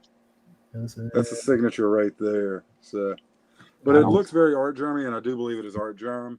Mm-hmm. I'm checking this out because this is the introduction of a character called Antithesis. Yep. Which is supposed to be the exact opposite of Galactus. Yeah. And Fantastic Four, you know, they've introduced some pretty strong stuff. I don't know if that's going to be anything. Then, of course, I'm picking up parts of the Joker War. I think I'm missing a part or two. I do like that first one you showed. I'm not. What's that? This one? Yeah, I love that cover. This is the cover, though. I had the variant, and the variant is Bermejo. And now we know that Bermejo does some killer covers. Yeah. But I still had to choose this one over that one. Nice. So that's the detective. What is that? I mean, really nothing special. Now this one, this has been in my box. So that's the one right there. That baby's pulling some heat right now. Then of course the Death Metal Guidebook. This book, stuff like this is always drastically underordered. So, you know, you never know, but it does kind of help walk you through because there's a whole lot of alternate universe stuff going on. Mm-hmm. We've got, I heard she was coming back. I had to get it. The Return of the Goblin Queen and Hellions. Because this was my junior high school comic wife, everybody. Oh, that's right. We talked about that. That's right. Yeah, we talked about it. Yeah. But I heard she was coming back, and I'm not a huge fan of modern stories, modern art. I think DC, you know, with Jim Lee's is the guy doing the art direction of DC. I tend to like their artist choices a lot better than Marvel's. But I picked up 2 variants this week. Now, I'm not a huge variant guy. In fact, I'm not a huge new comic guy. Everything you're seeing today is stuff that is fairly new. Yep. I haven't really done any back issues. I've been sweating in an eBay sale all week. The first one that I picked up was this is the George Perez Maestro cover. You did buy that? I did buy it. Yes. I couldn't leave it. It's George Perez. I love Future Imperfect. I left it sitting there because I thought it was a little too pricey for me. You know what? I wanted it. I probably could have got one for about $10 less on eBay. Yeah. You know, by the time it's all said and done. But this book in my hands, no dings, no dents, no nothing else. I love this cover, man. He's holding a broken surfer board and a battered Captain America shield. Yeah. Yeah. And I love that cover. I've got to read this now. Yeah. The other that I picked up, I did get the 1 in 25 of the 3 Jokers. Where did you get that? I never saw that. Yeah, this was a collector's lair, and they were sold out of all the versions of the other. North or south? I'll go to the one over here off of Bennington. South is the one that I go to. Yeah. Because I mean, it's literally 5 minutes from where I live. Ditto. But yeah, I didn't see it. So now they're holding me the other 1 in 25s. They will be holding them as they come in, because now the OCD me has to have a complete set. So I'll end up with a set paying, around $75 for a set that I probably could only pay $20 to read the story. But it is what it is, I love this cover. You get your money back in other books. Yeah, you get your money back in other books. I have books that I buy just for the cover, and I have books that I buy to read, just like you. Well, this is a rare both of them. 3 Jokers. This is a storyline that's been teased for several years. It's Black Label. They're finally getting around to tell the story, and so I mean, and there's some heat behind it. They explain some of the variants and whatnot. DC's kind of screwing up the variants. I thought with what Marvel has been doing with variants, it would be hard for DC to screw up worse than that, with the demands on retailers. But apparently there were 3 copies of, there were 3 books that they had to buy at least 50 copies of to unlock access to the other 2 books. And once they did that, they could order as many as they wanted. I get it. publishers, I get you want to sell books, and I get, you need to do certain things. But these smaller shops, man, they can't do what you're expecting them to do. Yep. You're really limiting access to a lot of, like this, to have to buy 25 copies to have access to purchase this. Yeah. Now they've got a pretty decent, I mean, they sold all the copies they had. So obviously, they didn't have, a problem selling this. But I'm thinking of some stores, that are in kind of dire straits right now. You don't have, we've said all along that one of the biggest problems in modern comics right now is accessibility. That's why your Walmarts and whatnot are, you got people, keep the comics in the comic shops. I think the Walmart selling comics is a fantastic thing. Because now a kid has an option beside a pack of Pokemon cards. He's got a comic book staring at him that he may choose instead. Mm-hmm. Or it could just be adults buying comics. Who knows? My perfect world, there are kids still buying comics. I still buy. I don't buy a lot, but I still get them for my kids. But I think the window is certainly 30 and up. I think if we improve accessibility, improve price point. Pricing. My God, the price point is ridiculous. How much was the 3 Jokers? Was that $6.99? $6.99 is the cover price. I wanted to get the Crowbar cover and the Jokerfish cover, but I'm just like, I just don't want to pay $7 for one. I think ultimately, I've read nothing bad about this story so far. It could have a horrible ending. Mm-hmm. Apparently it's 3 parts. Some things start great.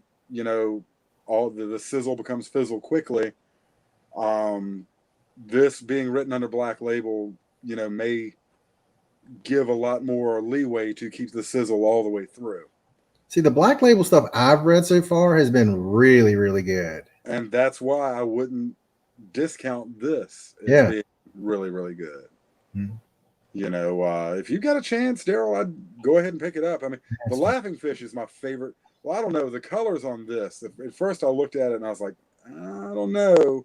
See, I've just seen a picture of that one. So, what's that? The picture of that one I saw, that variant, just didn't do anything for me. And of course, I saw it on Midtown. I can't remember how much they had on it. Like $20-some, I think. Yeah, if you see it in person, it definitely has a much better look to it. Okay. So yeah, and that and the Maestro. Not a huge variant guy, but I was very happy to pick those up because I love Perez. Perez is great. Is a figurehead of my era of collecting, and his ability to draw mass quantities of people in a tiny little space is unparalleled. That's why I bought the series Sirens, because George Perez. Yeah.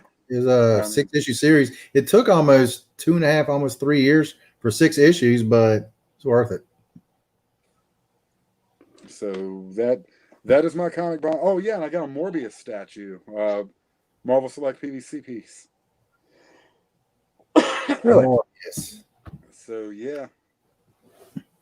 Dennis, what'd you get? All right. So for pickups, I have 3 or 4 podcasts that I am loyal to. This one, of course, is. And we established the fact this was not one of them. I know this isn't one of them. But however, I'll be on it, but I will not watch it. No, I do. I've given you more likes. I'm the only reason you have any likes. So anyway, I like my own videos. That's right. You like your own videos. So there's 3 or 4 podcasts that I am loyal to. Maybe a couple more than that, but one of them I have recently started watching. I do so because he does this. Is it hot 6 months later? JP.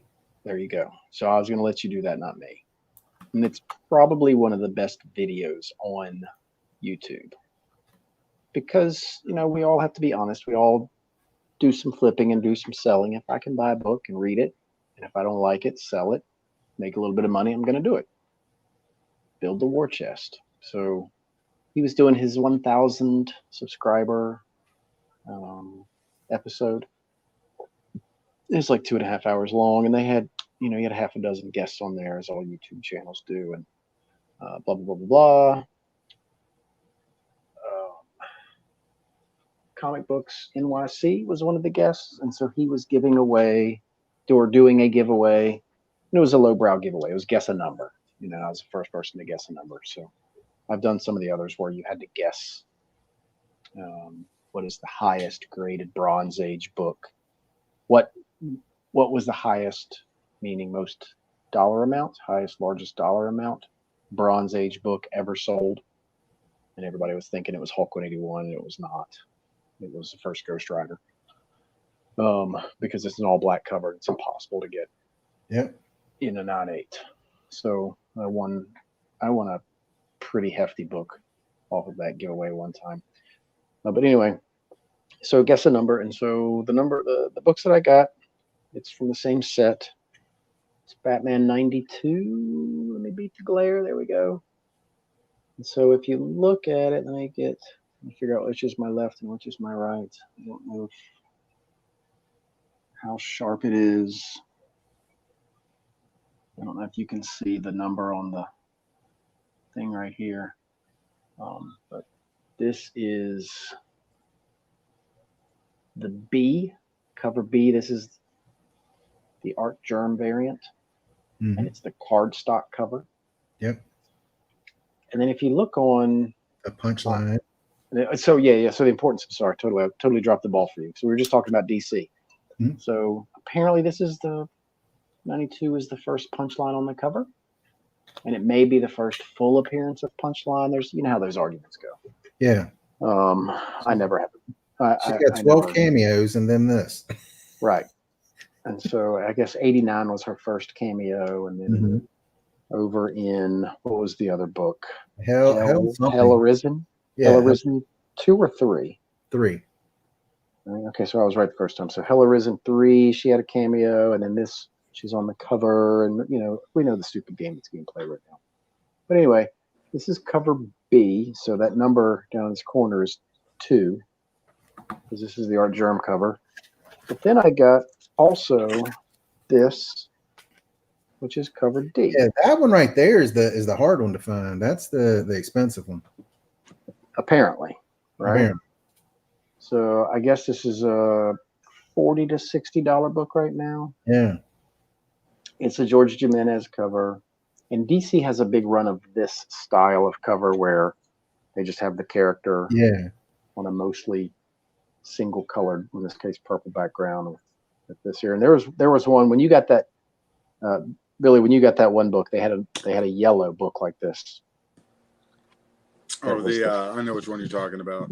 It was the 5th one. It was on the far left. I really like that cover. I don't know that I like these much, but I did like that cover. I think it's because of the character that was on it. Yeah, I'm thinking about getting the Harley one just because it's Harley. Right, well, which is cool. So this was cover B, and this is cover D. So if you go to Comic Book Realm, which is probably the best website for listing all of the books, they don't have a C listed, but I'm fairly certain that the Walmart version of this is the C.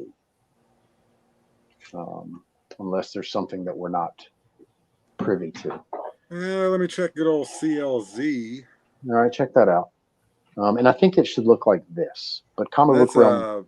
Batman 92. It's the 6th? No, 3rd volume, 2016. 92. There are 403 issues listed for Batman. So volume 3, 2016 to present. There, I see on here. There's a convention exclusive, but I don't think that's gonna be the C cover. No, A cover is the regular Putri cover. B would be B. C would be incentive Jorge Jimenez punchline cardstock variant. which is what this one is. But this one's listed as D on. D would be the 2020 DC Comics Convention exclusive art germ cover. E looks like, I don't know if you can you see this? That should have been the San Diego Comic-Con, the foil one. No, this is not that one. This is like a white cover. So what does it say that one is? This one on mine? Yeah. Mark, leave me alone. This one here just says, crap. Dang it, Mark. But either way, this is a store incentive of one per store. If you look at this this one's a 2, and this one is a 4. right. So there's a 3. So there's a 3 in there, and even on which would also be C, ABC 1, 2, 3. So even still, it's missing, and I don't have it on Comic Book Realm. But a public shout out to Comic Books New York City, Comic Books NYC for getting me the books. I got to get them on the Instagram and get them over on the IG. They're down there somewhere is my IG account, to give them some other public thank yous. He shipped it properly, put it in the Gemini, mailed it out. Got here super quick. I don't have any complaints whatsoever about winning a free book, even if it is a DC book from Daryl. For Daryl. Oh my goodness! I'm a DC fan. I love me some DC stuff. I do too. I think DC, and I think this for a while that DC's done a better job with variant covers because they only do 2 of them. Well, they're slipping down the slope right now, though. Well, but by and large, their variant cover, which is only one other option, has been stellar. It's been stellar art. Oh yeah, I totally agree. They may not be. There's that one. There it is. Yeah. Variant. Well, this is the Walmart one, so this is like the barcode says printing. What's the barcode number? Get the glasses. This is the 313 because it's the third printing from Walmart, but so it's the third print, but it's the first cover, yes. Yeah. And Billy, you were talking earlier about books being at Walmart. I'm a little bit of a fan of those because I think they're gonna be, and this carries us over into making some dollars. They're gonna be worth some bucks. They're gonna be worth money because kids are gonna get them and they're gonna fucking look. They're gonna destroy them. I could see that. Part of it, though, again, to me, it's accessibility. Yeah.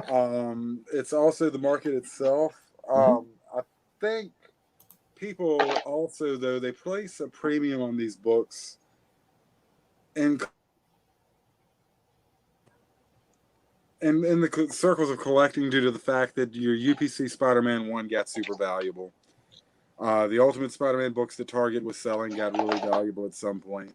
There are some books, and I think that's made people kind of price memory these books because they're only available at Walmart. They're Walmart printings or whatever, and people look at how valuable the other books got. Again, we're looking at we're looking at something that happened 20 years ago, 15 years ago, whatever. History doesn't often repeat itself with certain things. Now, is there some level of value because they are exclusives to a store? Although it feels like they're everywhere, they're not. And even if they are everywhere, they may or may not carry this product. I think there is a price ceiling on it. You're not going to have your Spider-Man Gold UPC again in any of these unless something really rare just kind of slips through. It's my hope that kids are buying this stuff, and again, I live in that fantasy world, and that's the world I want to live in. But it's still feasible. Comic shops exist for a reason. They may not exist the way they did 30 and 40 years ago, but they've existed for 70 or so years. They still exist today. They just have had to alter the way they do their marketing. Half of it's because of online sales, direct ship. Wasn't there like 4 in Lynchburg at one time? Yeah, we had Mayfair News. You had Yeah. New Quest Comics. You had Collector's Lair, Leesville Road, and Dominion? Was Dominion around Comics then? opened shortly after that. Sure enough, yeah. Yeah. See, Because I remember going to Dominion and Mayflower a lot. We only had one for years, Mhm. and then we had one comic shop, and then at Happy's we had a combination shop that was toys and back issue comics. Now we've got 4 of them. They're everywhere. So The weird thing about you're looking like Lynchburg growing up there with, not only did you have direct market though, you had the newsstand. Yeah. And the newsstand was the breeding ground for moving into the direct market. And I think that, comic retailers, the direct market, and wanting to simplify their ordering killed a segment of the market in the newsstand. Again, accessibility became an issue. And once you introduce that sort of monopoly into something, I love comic shops. I appreciate them. I want them to succeed more than anything because it is an avenue to buy and sell and converse and everything. And everything's more, it's one thing to be able to sell something on eBay. It's another thing to be able to talk about how cool you think something is to the person standing beside you. Yep. And that's an important part of the experience. That's why comic conventions are an important part of the experience. Yeah. To pick up, it was so cool to be like, I really like this. God, do I really want to spend this money? Well, and it was nice kind of having that. Then it's like, you know what? Never mind. I like it. I picked it up. I put it in my pile. Yeah. It wasn't this, there's no buyer's remorse. There's no anything like that. But it's also the bed that we're in right now is the bed that they made. And people can say all that they want that, well, kids are playing video games and kids are doing, we had video games too. We had all of this stuff. It's just right now, the $10 that a kid earns mowing a yard, his allowance money doesn't go anywhere near as far as the $10 that I had went. And that's if you can find a comic shop as a kid. Because I could take you get that $7 there. That's it. I could take my saved up lunch money and I could hit Charlie's Chicken and walk away with like 4 comics. And that's asking an awful lot of a kid. Would you rather have this $60 PlayStation game, or would you rather have play repeatedly? Yep. Or would you rather have 8 comic books? 8 comic books. I remember mine was going to what was the name of that bookstore at the mall? Walden Books? B. Dalton's. B. Dalton's was the first one at the mall. Right there beside. It was right beside the theater back in the day. And then it became Walden Books. Yeah, because when you first walked in, they had that spinner rack there. Yeah, that was a newsstand. That was like their back wall had comic books. But if you're talking about the one that was over at River Ridge Mall, that was it Pete's newsstand? I thought it was a Walden's right beside the theater. I might be wrong on that. I'm very definitely a newsstand because it was nothing but magazines and paperbacks. In Bedford, we had a little drugstore. It had a spinner rack. Yeah, I lived as a kid. I lived next to Warwick Memorial Hospital, but within about 2 blocks of it. And every Friday, I would take my whatever money I had, and I would walk down there. And they have a gift shop on the first floor. And that's where I would go buy my comics. So, my early 80s books, my late 70s and early to mid 80s books are all newsstand because I got them from a hospital gift shop. Yeah. Yep. So my ASM 300 is a hospital gift shop newsstand book. All of my books in that window are all gift shop books. And I still don't care if they're newsstand or direct edition. That's just me. Is that right? Yeah, I still don't care. I don't. Yeah, I don't. I remember talking with Danny Grigsby, the owner at New Quest. What's the difference? And the prevailing, it's weird how we change stuff. Kind of to suit what we want. Mile High Comics started the whole newsstand variant thing, or trying to differentiate. But all along it's like it's the same. They're treated the same. Now, granted, newsstands later, when newsstands themselves, when spinner racks were all but disappeared, and you might have a handful of comics being sold at a store here or there. Barnes and Noble had them for a little while, but they don't have them anymore. And they were the last ones that I saw with them. Yeah, and even the one at Valley View had them up until recently, and all they carried were. Really, it froze again. You have any audio? What's that? Oh, there you go. Look like I'm looking at something. You've got me bugged about this whole. I'm trying to find if the internet can anchor or tell me what that newsstand was that was beside. Was it Papers and Paperbacks? Yeah, that was the name. Papers and Paperbacks. Yeah. Now I remember. You remember right beside that was it Sparrow, the pizza place? Yeah, Sparrow's Pizza. Well, before that, was it Sparrow's? I think it was Sparrow's all along. I always remember being Sparrow's, but it may have been something before that, but I always remember Sparrow's. Giovanni's is what it was before that. Giovanni's. I don't remember that. Yep. It was. For the longest time when I went in there, I would rush to Mind Boggle. Which wasn't very far from all of this. I'm sorry, Dennis, we're boring you with our nostalgia. No, this is the 80s. That nostalgia. Oh yeah. This was. You remember they had the pet shop? They had the pet shop across from Mind Boggle. And I think they had a candy store right in that area. That little section was like the child death trap. Luckily, KB Toys was a good little ways away from all. Yeah, that was on the opposite end, right across from the record store. I can't remember the name of that because there was 2 record stores on that end. God, the malls were. I feel sorry for these kids that don't know how to mall rat anymore. Yeah, I really do. Oh, they're missing out big time. Yeah. Big time. So in the story that would be, we had Tanglewood Mall on the south side of the city, and we had Valley View Mall on the north side of the city later on in the years. But also on the northern side of the town, the first one we had was Crossroads Mall. Yep, I remember Crossroads.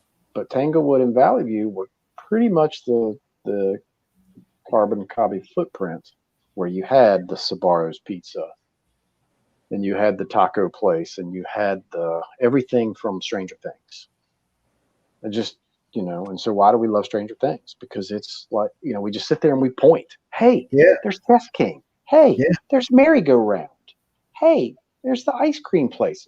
And so, and what was the name of you all's arcade place?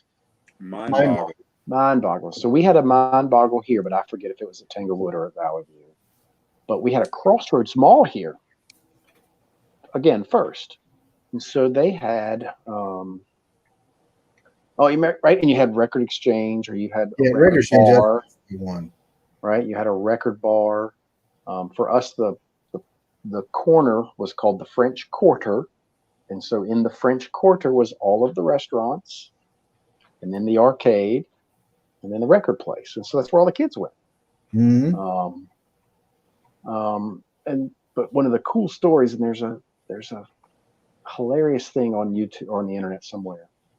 When Crossroads Mall closed as a mall, their arcade just got walled over. And so Advance Auto bought it, I don't know, 5 years ago, and has slowly injected more and more of Advance Auto in this Crossroads Mall. So they were expanding inside of Crossroads Mall, and they did a tear out, and they pulled this wall off, and it was like King Tut's tomb, dude. Oh my goodness! And the arcades were gone, the games were gone. Oh, and then never mind.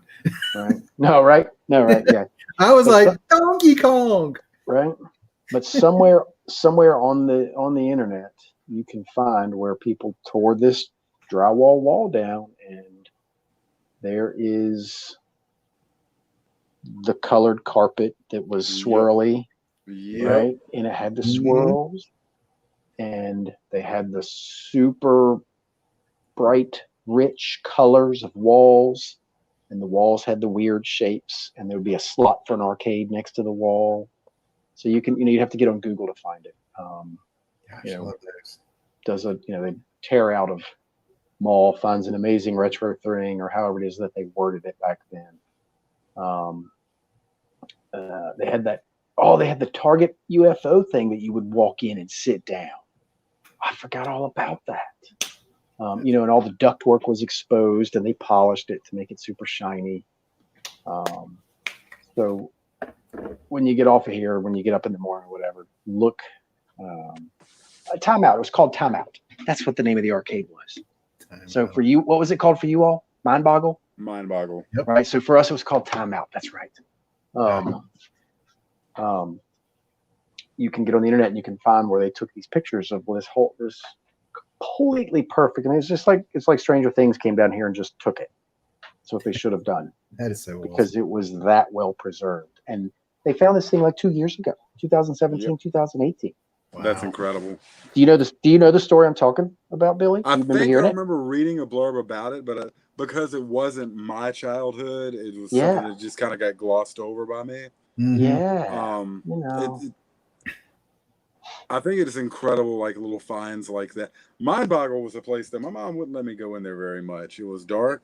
Yeah, I was gonna say that it's dark. You might get touched in there. And according to her, there were plenty of people lurking behind every arcade machine, ready to give me weed and touch my boy parts. I had neither, so there you go. Yeah. You have no boy parts? I feel cheated. No one wanted to give me weed or touch my nether regions. Never. There were times where I was able to go in there with a couple of quarters, and it is amazing. I think you realize that arcade machines were designed to be money traps. Oh yeah. As a kid, you just think you're going to play for hours and just have a great old time, and then you put your quarter in that one game that, like, 20 seconds later, you've gone through all three of your lives, and you're just like, well, what just happened? Yeah. And the position that I argue for that is that kids today don't care whether they win or lose, or how quickly they lose. They don't care about putting forth any effort. They don't have any sense of financial conservation. Because your mom gave you what? 4 quarters? Yep. She gave me $1. Yep. 6 quarters. Don't waste them. Yep, You're like, this is all I have.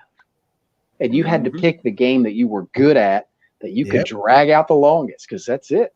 And kids today, they sit in front of a video game for fucking 6 hours. Yeah, that's why I gravitated. We do not have save points. I think pinball games gave me the most bang for the buck. Yeah, I love pinball games. When I could get up and find a fun pin, not just your standard, here's your 2 flippers. It had to be 4 flippers. It had to have the ramps and the curlies. And all it had to have the ramps. But man, you could play pinball for a good while if you found that sweet machine. Yeah. That was kind of you would play a lame game once in a while. Yeah. But I remember there was one like Cruising USA or something like that. That was a great pinball game. Anytime a new pinball game showed up, and of course the older kids played the pinball, but sometimes you'd get lucky and you'd be able to hit those pinball games. And I thought, being a kid in the 80s, there were some definite advantages. Oh, yeah. Like you say, I blame it all on Contra. Up, down, down, left, right. BA, start. AB, start. I blame that because all of a sudden, once you entered that code, playing the game felt different because it didn't matter if you died. And they don't understand, with the unlimited memory and just pick up where you left off and all of this stuff. What it was like to start a gaming session with 3 lives and getting that magical 1-up was a big deal. Oh yeah. And sometimes those gold coins. Yeah, just trying to squeak past this. In fact, some games had no ending. Like I remember it was like, what was it, Tiger Heli? The Nintendo game, there was no ending to that game. Yeah. All of a sudden you just looped around and it was like you were back where you started, and it's just like, yep, I feel robbed now. Yep. Nice. No, that's right. Yeah, well, I know Center in the Square, they had I assume they still have their arcade up there. So they have 2. Yeah, 1 pinball and 1 video, right? One's a pinball museum, one is an arcade, a retro arcade. I highly recommend the pinball museum first. However, they are separate.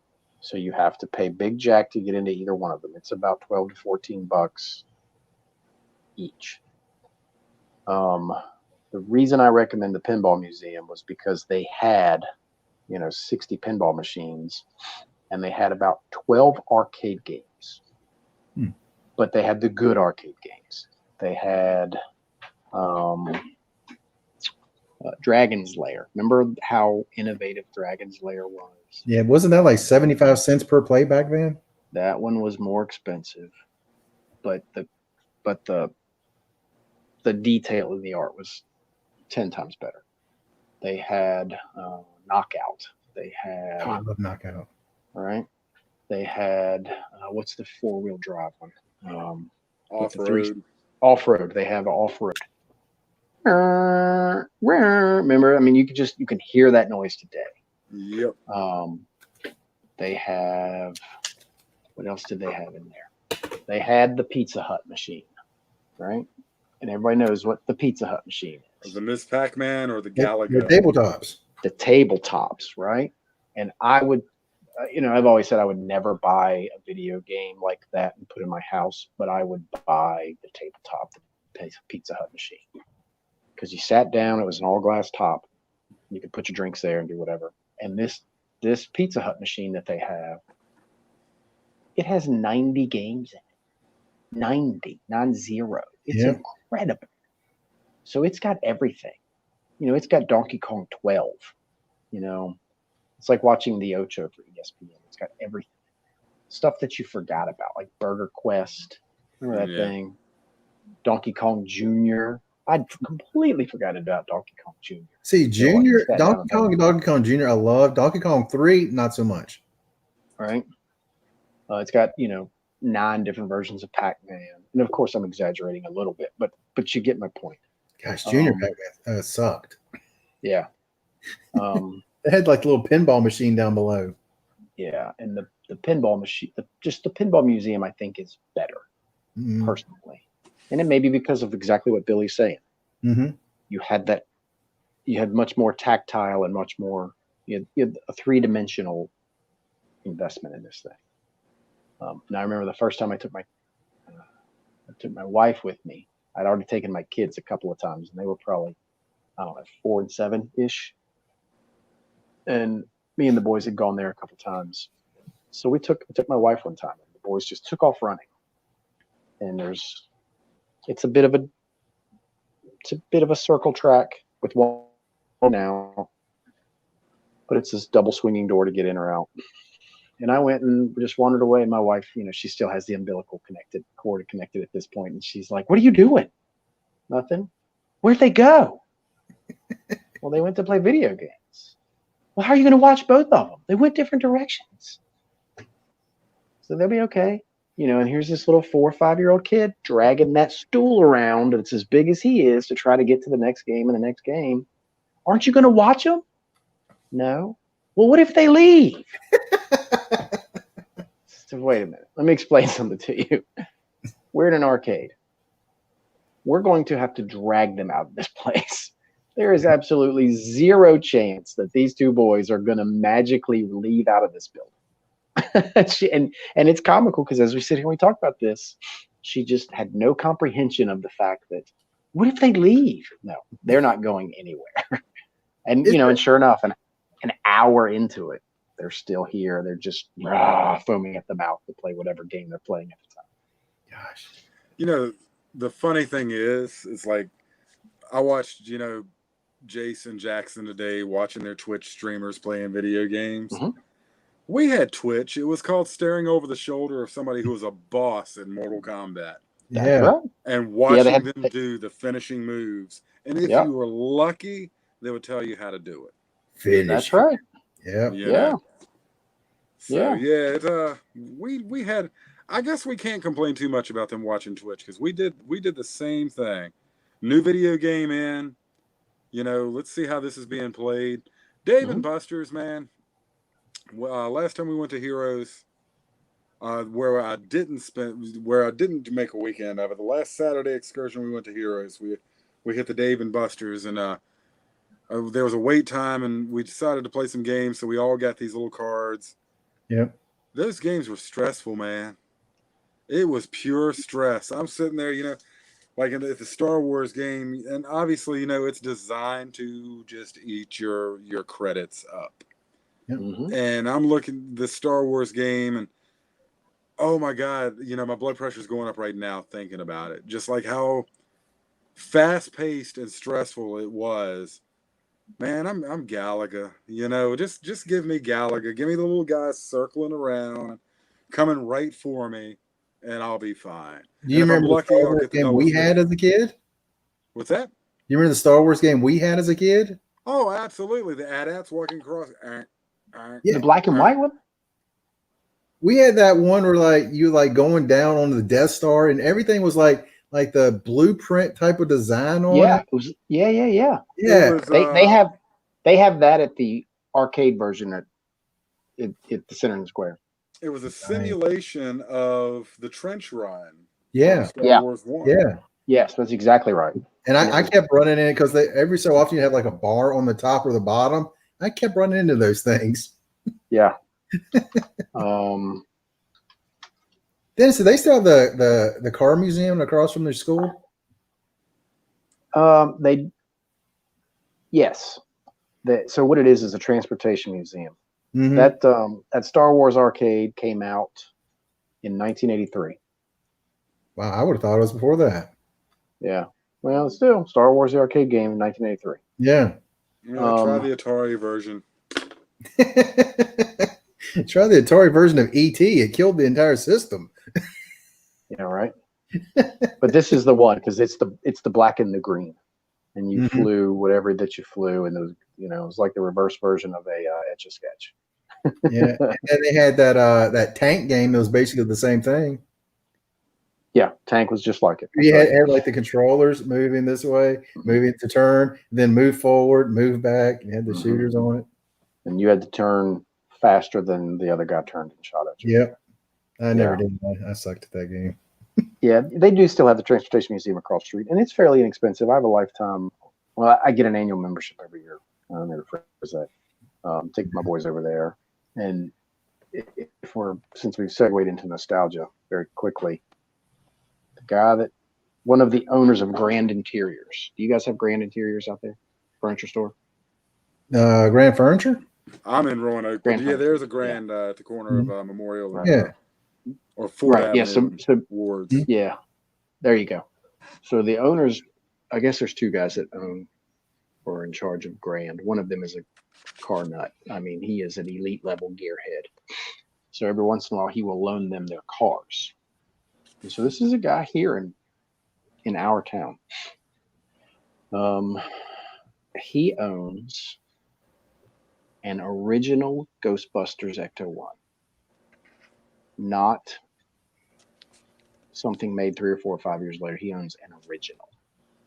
He owns one of the Batman 66s from the original 1966. He owns the show car for Smokey and the Bandit, one of the 79 Firebirds, Trans Ams. I love that car back in the day. He owns a pink Cadillac from the movie Pink Cadillac. He owns Black the Beauty? newer movie. Yeah. The newer movie Green Hornet that they made 15 years ago. Mm-hmm. He owns the movie version of that. He owns the movie version of Boss Hogg's catalog from the movie 15 years ago of the Dukes of Hazzard. He owns the Dukes of Hazzard car. He owns one of the Cobra cars from the movie Cobra, one of those 50 Mercs. Oh wow! Squeal pig. Yeah. And there's so many more. I just forget them. I've got to watch that movie again. I loved it. Yeah. So he probably owns half a dozen Fast and Furious cars. One of them is what was the role that the big black car, the big black Challenger, the 70 Challenger. Shoot. Anyway, I forget. But anyway, he owns one of those. He owns 2 or 3 other Fast and Furious cars. He probably owns 15 NASCAR cars. It's amazing. The guy is an elite level gearhead. That's insane. But the fact that he owns one of the 2 original Ecto ones is mind blowing. Mind blowing. I can totally hear the siren going in my head right now. Yeah. Yeah. Absolutely. You see them coming out, going down the road. Oh gosh, yeah. Mm-hmm. Gosh, that's so good. He's got them in a secret location and they're stored properly.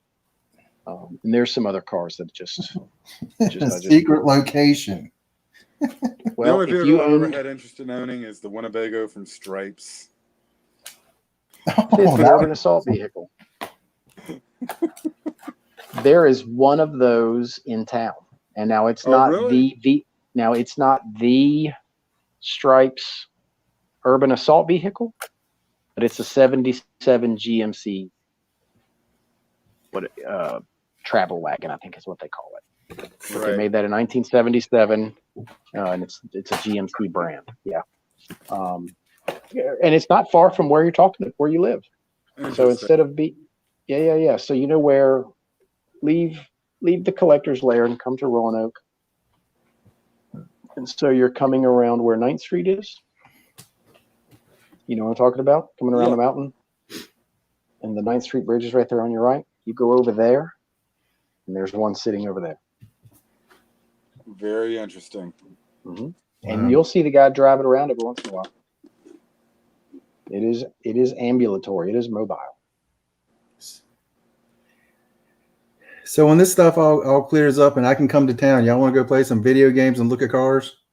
Yeah. Yeah. I'll be bored of doing it by then. You'll have to rediscover everything yourself. Yeah. The Transportation Museum doesn't always have this guy's cars, but they have all kinds of other cool stuff. I love that place. Mm-hmm. But every once in a while, he will, like once a year, he will loan his cars to them, and it's mind blowing. That's awesome. It is mind blowing. The last time I was there was right before Halloween, and they were all in there for Halloween. So I've got some pictures on my Facebook page. I'll try to find them and tag you. Let's take a look at them. They're beautiful. They're beautiful.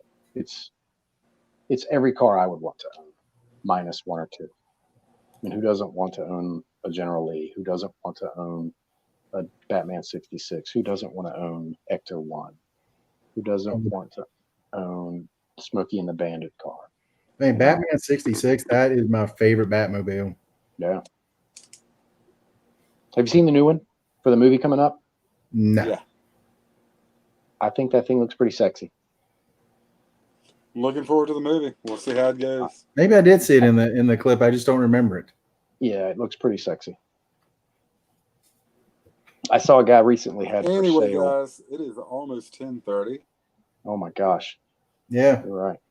I'm going to 2 hours. Into a pumpkin here very soon. Yes, absolutely. You and me both. Nostalgia will do it to you every time. Yeah. All right, what's next week? Those of you that have made it this far, I'm bidding adieu No one for right now. We haven't even made it this far. What's next week? Next week, Captain America, the first Avenger, and the Avengers. That ends phase 1. And I own those, so we're good. All right. Yeah. Dennis, have a good night. Daryl, thanks for having me on. Nice. Anybody Thank watching you. this, thank you all very much. Mm-hmm. Till Bye, next everybody. time. You guys have an incredible day.